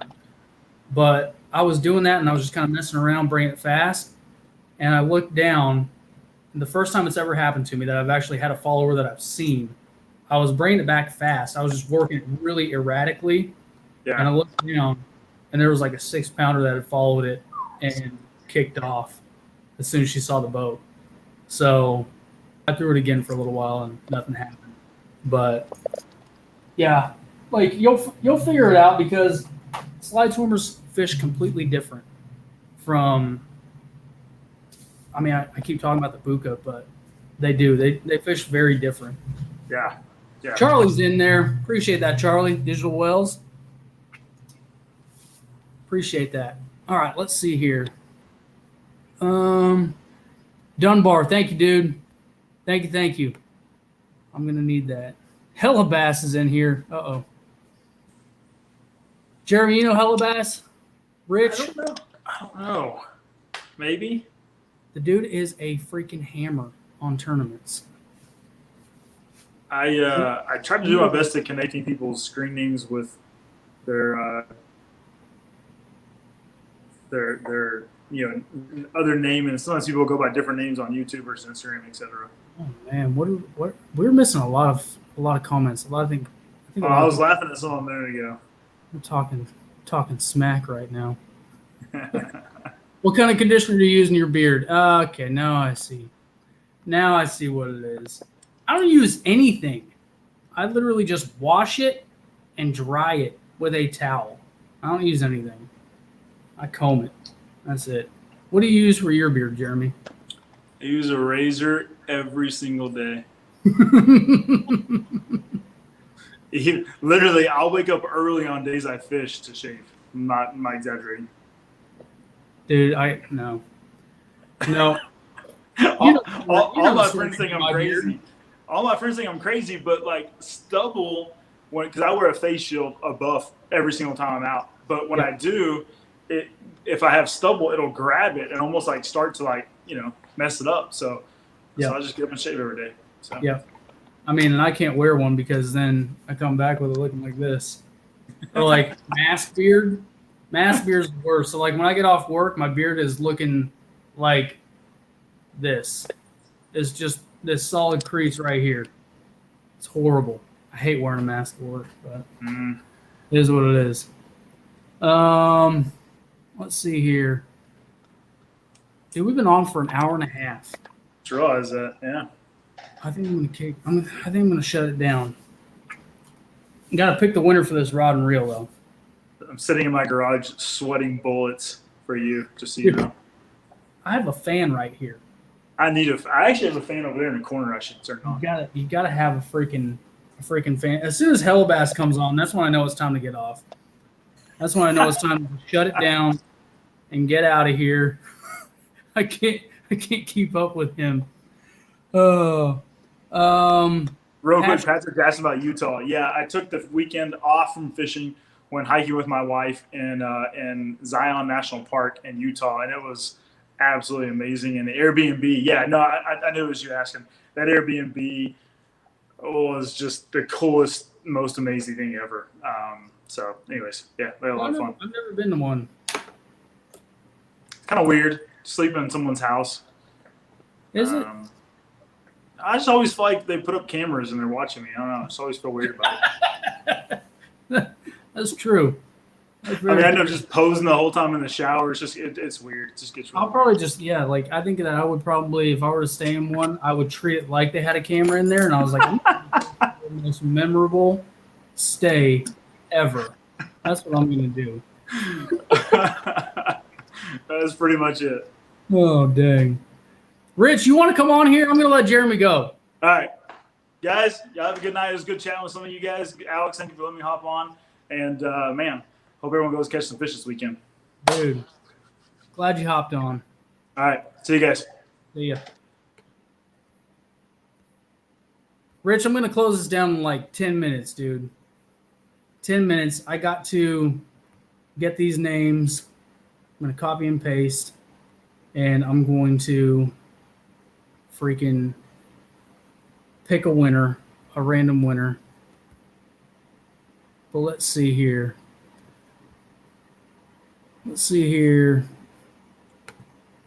Oh, one depth swim bait I don't hear many people talk about is the depths high sliders, minimum 175, and junior. Oh, that would be cool. Yeah, Rich. Dude, Rich, send me your email. I don't even know if you have. Oh, wait. I actually have it. Might as well bring on the instigator. I assume this is your email because I have it in my phone.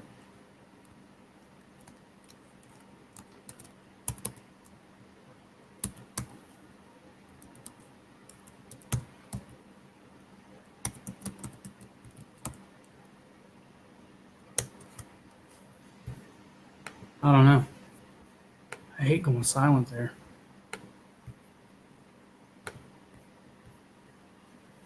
Okay.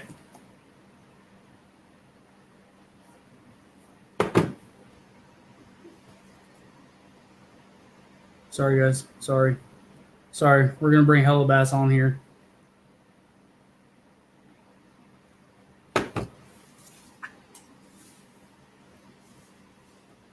We might just keep this going for a while. Who knows? Wife just texted me. She said that she's getting bored. Which maybe I'll be celebrating my half birthday tonight. I don't know.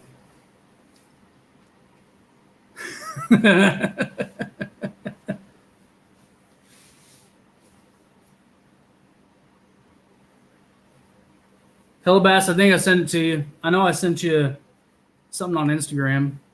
I'm waiting to see if he gets that or not.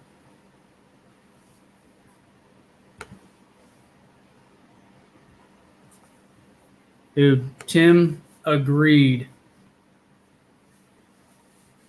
That is a rabbit hole for sure. dude. I mean, it has sucked me in so many times. I'm glad I'm not down it anymore though. It's way too expensive.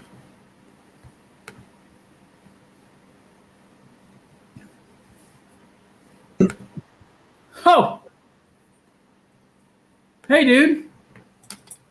What's up, bud? How are you? This thing working? Is it on? Hello? Yeah. Hello? Hello? Working? Good? Good to go? It looks super blurry on YouTube. That's weird. Oh, yeah. Well, it's probably because my Wi-Fi sucks. Dude, so I wanted to test something out tonight. I started a giveaway, like a donate on Venmo. And what I decided to do midstream, speaking of midstream, I got to pee really bad. Too many monsters. I can run the show if you need me to. I'm going to be picking a winner for a rod and reel. And then everyone else who donated tonight, I'm going to be sending them some baits. Nice. So that's what I decided to do because, Super Chat sucks. It does. I actually had somebody, I didn't even ask for it, but I got my PayPal on my subscription. I actually got a nice little donation in my PayPal on my stream tonight from somebody. So that's cool. Heck yeah. I noticed that Alex Rudd's been leading the charge on the Venmo PayPal. Yeah, he and I talked about that. And, Jeremy Fishing the Lone Star, he was on one of Rudd's live streams, and they were raising money for charity. And Rudd came out of his pocket for everything that YouTube took. Yeah. So, yeah, that was pretty legit. Do you see the comments all right? Yeah. Okay. I'm dual streaming. I see the YouTube comments in the chat. I can also see them on my muted. Oh. Yeah, we'll see you later, bud. I'll just run the show. No big deal. What's up? So Sean I, the biggest addict of YouTube streams in the house. I see you in here. Tim, I don't know, were you multi-streaming, Tim, or you just hop over here after my stream? Let's see what else is going on here. Sean Lai has got coffee tables made out of JDM bait boxes. What else is going on? I can't bring up the comments like the guy running the show, but the Gilly messing people up. Upstate Angler. The wife says she's bored. Why are you still talking? That's a great question, Texas Huntsman. My wife doesn't send me texts like that anymore that says I'm bored. So if my wife did say that, I would drop the stream in a heartbeat. But well, that turned out to be a lot funnier than I thought it was going to be.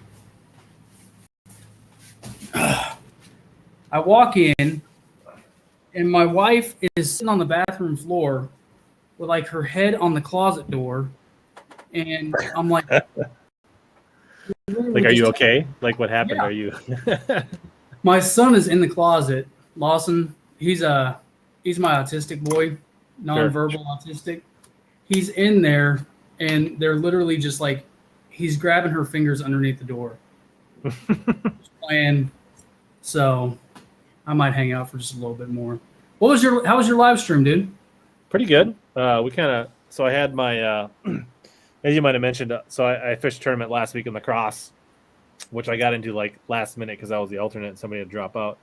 The Bass Nation Northern Regional, and I had a really great week. Things worked out, made the national championship, and I had the co-angler from Minnesota who won it all as the co-angler side. So we kind of broke down our paths, how we got into the bass clubs, how we got into Bass Nation, how we did the Minnesota State Tournament champions that got us into the Northern Regional, how that went. We kind of just broke it down step by step, and then we kind of previewed the Natty, which is coming up in November, which I'll be heading to West Monroe, Louisiana, to fish the Ouachita River in November for a chance at the Bassmaster Classic.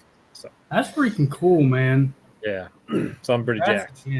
That is awesome. I know that's we talked about that, on your live stream about you're just that's your game, tournament fishing. Yeah, for sure. I'm a tournament junkie. I mean, outside of being a content creator, I'm also a tournament junkie for sure. Yeah. I just have never been not really, not like that. I think for me, my dad fished in a bass club. growing up, and I just always got into a bass club, and then just have always been like. And I definitely fished some like team stuff and some other tournaments in Minnesota, but my priority is always fishing like Bass Nation, BFLs, TBF, things that can get you to that next level. You know, as a weekend guy, like I know I'm not like I got a 50-hour a week job, I got a house payment, I got wife and kids. Like I know I'm not just gonna like put that all on the side and go fish the tour, nor am I pretending like I'm that good. But I'm decent, like I'm solid. I hold my own. But I like being able to take my shots, right? Like, and I like to fish stuff that lets me move on and take those shots. Yeah. I dig that, man. And like, know that you grew up around that, like that makes a whole lot of sense too.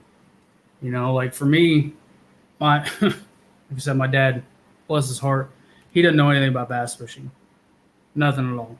So that's genetic? Like, yeah. Essentially is what I've had to teach him so much. Last time he came down, it came down for the kid's birthday. We had a combined birthday party, and he brought a rod and reel with him. First time he's ever actually brought one down. I knew he wanted to go fish. So we got to go out and do a little bit of that. So that's cool. Yeah. But you know, fishing for me was something completely different. It was to get away from, you know, my own demons and you know, get my life right. In my own sense. So you should feel good that Sean cheated on me and watched your stream instead of mine tonight. So dude, I was really happy to see that. You know, I did the Monster Bass live stream, and I was complaining about that a little bit at the beginning. Just I want to talk fishing, you know, or something outdoor related, and not deal with business stuff over and over. But you know, they're good live streams to hop on to. Kind of gets your name out there, lets people see a little bit and kind of know who you are. So it all works out in the end. But I'm about to be gearing up for deer season. Nice. That's what I'm going to be trying to do more of this year. Gotta feed that family. You got all them kids running around. They You're telling me. I mean, I actually harvested my first deer ever last year. So nice. And it was a rush. It was a lot of fun. But I've yet to do it with a bow. I want to do it with a bow. So I'm going to be trying to dial that in here pretty soon. I mean, it's right around the corner. But lucky for me, I've got buddies that do a lot of it, and they've got spots already scouted out.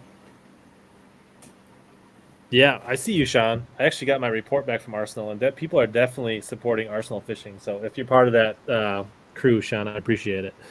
Shout it out. They actually came out. Like they got some new fishing gloves they just came out with. They're not even on the site yet. I just got a pair that I'm pretty excited to try out this week. They actually got like they're nice and lightweight, and then like the palm has this reinforced leather area, and then these like cool design like these lake contours. But those are actually like raised little rubber grippy things, all those lake contours. So these will be hitting the water for the first time this weekend. Try these out. So, you know, like you're supposed to like protect your skin against like melanoma and things. So yeah, I had a pair of Sims, but they shredded in like less than a season. So my hands get it the worst because, you know, I do wear long sleeves and try and wear a hood every chance I get. But my hands get the absolute worst, and I've been looking for some new gloves, so I'm gonna have to check those out. So I'll report back hopefully after this weekend what I think of them. Honest feedback. I will pull no punches. Like I don't care if it's a company I work with. Like if it's like not legit, I will let you know. That's what I've told every company that I've ever worked with. You know, like American Bait Works. You know, like snag proof. So I bought a couple of the fat frogs. I mean, they walk great, but I have never had a frog take on as much water in 2 casts as that frog does. So if you like squeezing water out of your frogs and making less casts, the fat frogs for you. Exactly. I mean, I would have like chalked it up to like maybe a mishap on one of them, but both of them did that. So maybe like it could be a good mat frog as long as it's not actually going to touch the water. Yeah, I think it's going to be great for that. But I mean, yeah, the design's great on it. I thought it was going to be awesome. And it does walk really well, but literally 1 to 2 casts, I'm having to dump a whole bunch out. I turned my ring light on for you, buddy. Ooh, I like how it contours your face. I want to get my hands on the Bobby's Perfect Frog though. Nice. That's what I'm waiting on for the next one to kind of give a review or a little bit of feedback on that.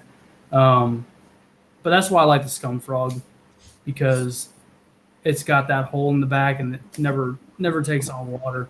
But like you said, I mean, I don't pull punches. If I think equipment from a company that they send to me is junk, bad, I'm going to tell them. So you should put up Sean's comment. 1020.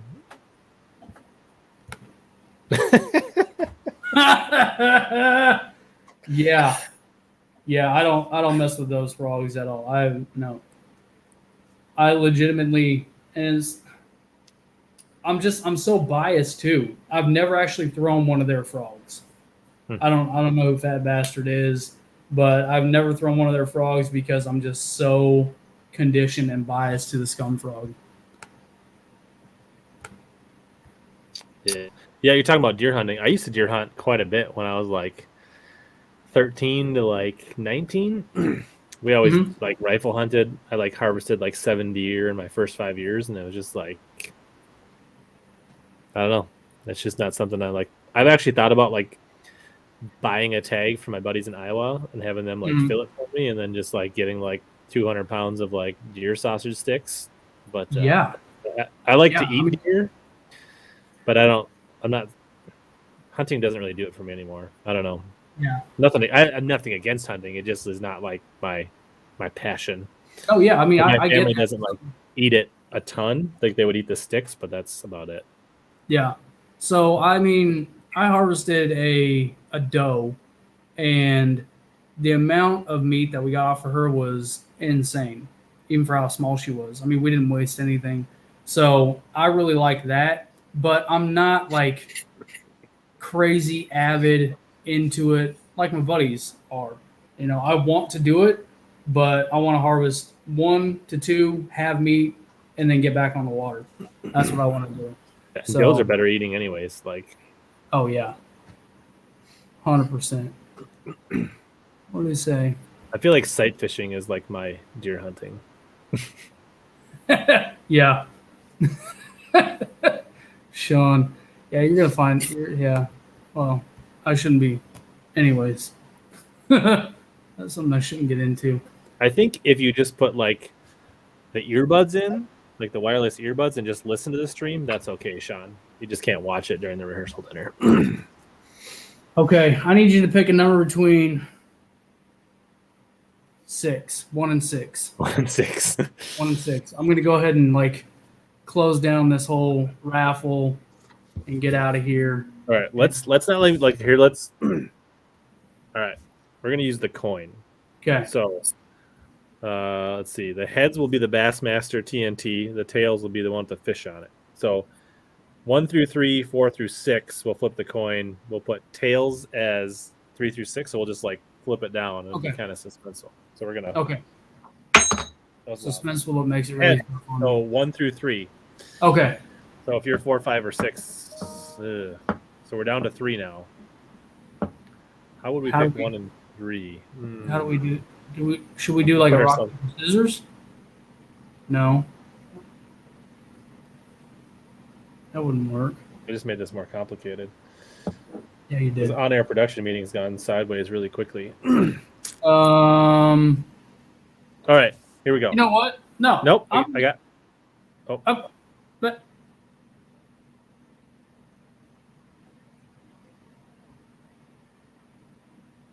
I played the freeze game earlier on Monster Bass Live. It's hilarious. Bunch of people fell for it. Sean, pick a number 1 through 6. Okay. You make no sense, Sean. Oh shit! Shoot. He's one of the donators. Yeah, he is. Sean, you can't pick. Sorry. Tim. Yeah, Tim's on a donator because he was on my stream earlier. What? Tim. Number 5. All right, Tim said number 5. Patrick Schaefer. Patrick Schaefer. I don't know if you're still on here, dude, but I thought I saw him when I first came in. He was just on here. He just said big hunting game is a blast at not that long ago. God, see, I'm so 10:22. He was on here 3 minutes ago. He's probably still here. Oh, there it is. He's here. Ah, sweet. All right, dude. Must be present to win. Got to be present to win. If Actually, I had no, a dice, that would have been a good call fishing. All the guys that donated, though, I'm going to be sending stuff to them. So, Digital Wells, Charlie, Peyton Schumacher, Sean, Randy, David Dunbar. I saw David. He said he's going to hit me up on Instagram later. I just need your guys' addresses so I can mail stuff out to you. You can count on it. If you send your address to Alex, he'll definitely send you something. Yeah. Oh. You know where it's at? I never expected to get it, but I just thought that would be a No, do you know where it's at, though? In the bottom of a lake? No. I'm having it painted for you. No, you're not. Yep. You got it painted. He's just taking forever. But I'm having him paint it for you. Swear to you. I swear. All right. Guys. Oh, there you go.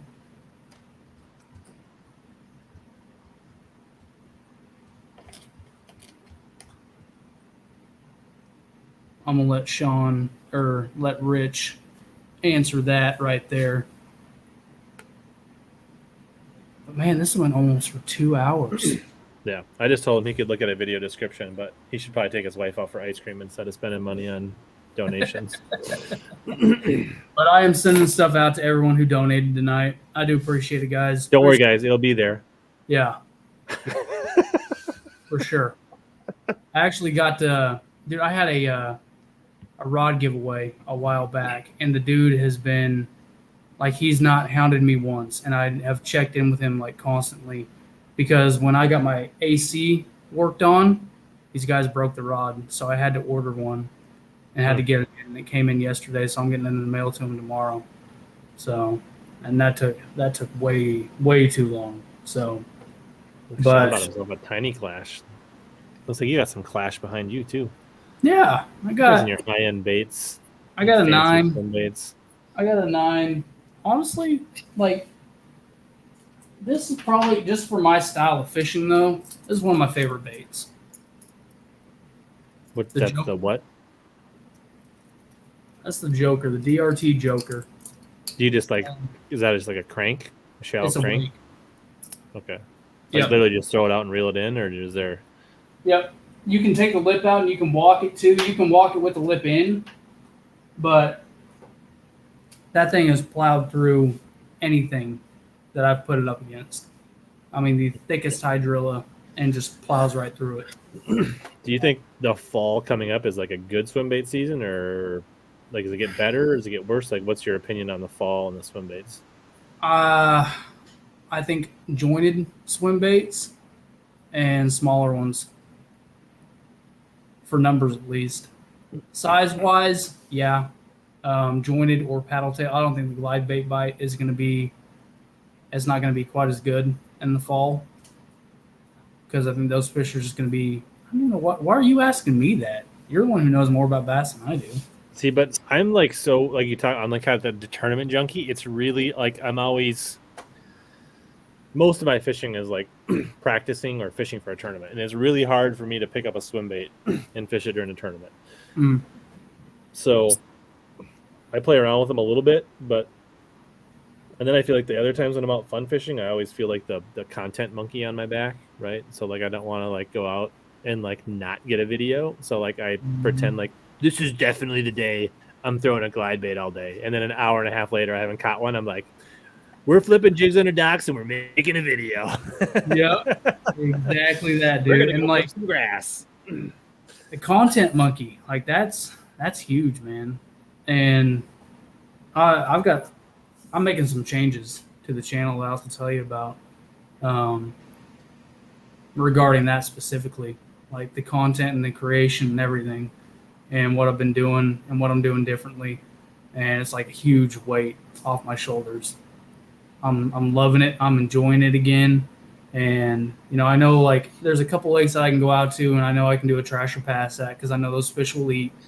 But, I don't want to go out to them all the time because it puts you in this bubble of this confidence bubble to where you think you can go to any other lake and you're going to be able to replicate the exact same thing.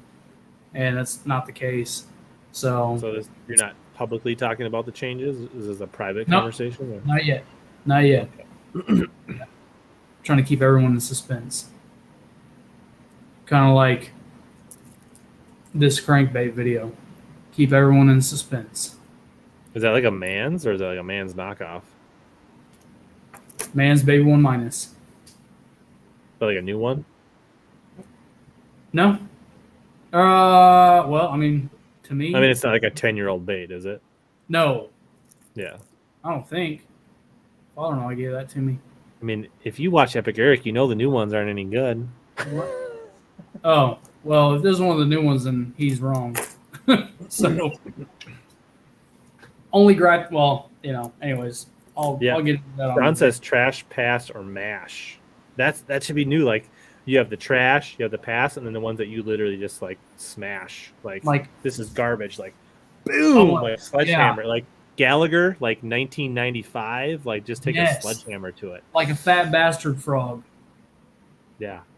And just, just create the most clickbait stuff and just start smashing baits. It's the future, bud. Yeah, that's what I should do. But I'm not going to. I can't. I can't do clickbait stuff. I feel like I've kind of found a spot that I'm comfortable with of where, like, my titles and thumbnails are clickable, but they're not misleading. Does that mean I feel like I'm kind of finally starting to find my groove of, like, instead of just labeling it TBF Team Trail Tournament stop number 3 at Lake blah blah blah, it's like like caught fish all day on one bait, like or whatever, like make it about something that happened. Like, Day 2 tournament video coming up is going to be about that smallie that was stuck in my hand on a 4-aught EWG 3.5 pound smallie hanging from my hand. That's going to be.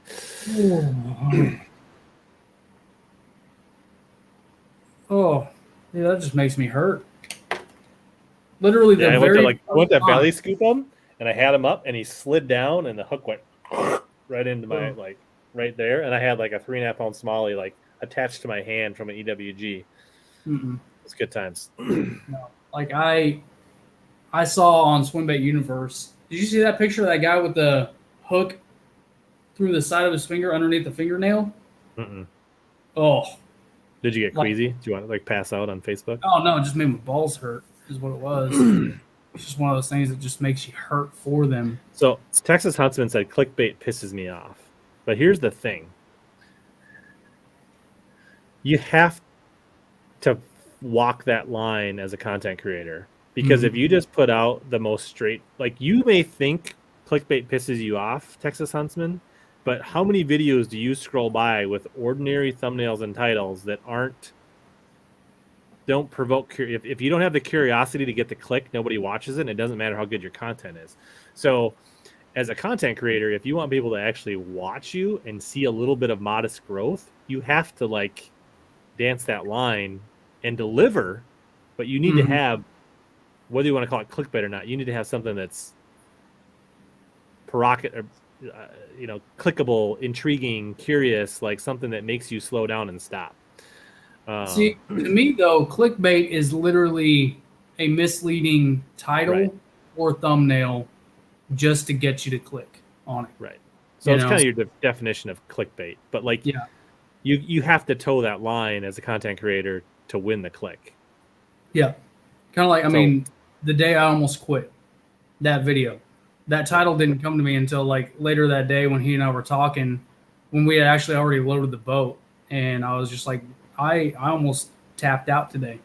This is the first day ever of fishing that I almost tapped out due to the heat. So, but yeah, like Patrick just said, yeah.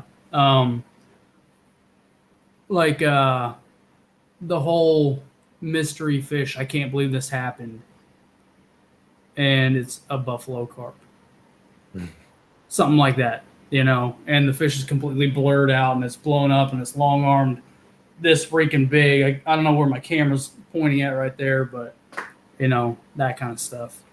I can't do that. But yeah, you have to like dance that line of something provocative to make people want to see what you got. And then, like you said, deliver on it too. All right. I think I covered everybody that hit me up on Instagram. Everybody on here knows Hellabass at this point, but if you don't, go subscribe, go follow. No, you know what? Don't subscribe. Don't do Just it. go try one of my videos and see what you think. Okay. I don't want empty I just want you to check it out. That's all I'm asking. Like, watch a couple videos. If you like it, then hang out. If you don't, no. But here's the thing: is like subscribe. Well, back to this. Like, subscribers don't mean what they used to. You're right. Because if you watch the video and you watch all of it and then watch another one, YouTube's just going to keep serving you video after video if you like it. It won't matter whether you hit the subscribe button or not. Yeah. YouTube is all about watch time and viewership, and does one video lead you into another one into a watch time session? So, and what you Google search. Yeah, but so I mean, like, if you just go click sub and then don't go watch my video, that actually is worse for my channel than you just checking my video out. And if you like it, you watch more. If you don't, you don't. Then that's fine. Mm-hmm. So, yeah. But spoiler alert: basically, OWA is turning his channel into Randy 2.0. He don't want to explain it, but I'm just going to let it out that he's basically. Tell me what I'm going to be doing. I have no idea. I'm just going to start shooting guns and. You're just going to be Randy Blockett 2.0, right? I don't even watch the guy, so I don't know. That's the thing. Like, no idea. All right. Dude, thanks again, man. Yeah, thanks for having me on at the end. Have a good one. I'm going to go. I can't wait to see and hear about these changes. It's like like a teaser, like clickbait. Like you're the worst. I'm gonna tell you about it. I'm gonna tell you all about it, and then I may eventually tell everybody, or I may not, and just keep might see it. With it. Unfold and then your people eyes. are gonna be like, "What's the big change?" And they won't know. So that's it. Thanks for watching. Thanks for chiming in. Your beard looks great tonight, by the way. Yours does too. Like that. Like that. Nothing in there. If there was anything in there, it wouldn't do this. I like your trick.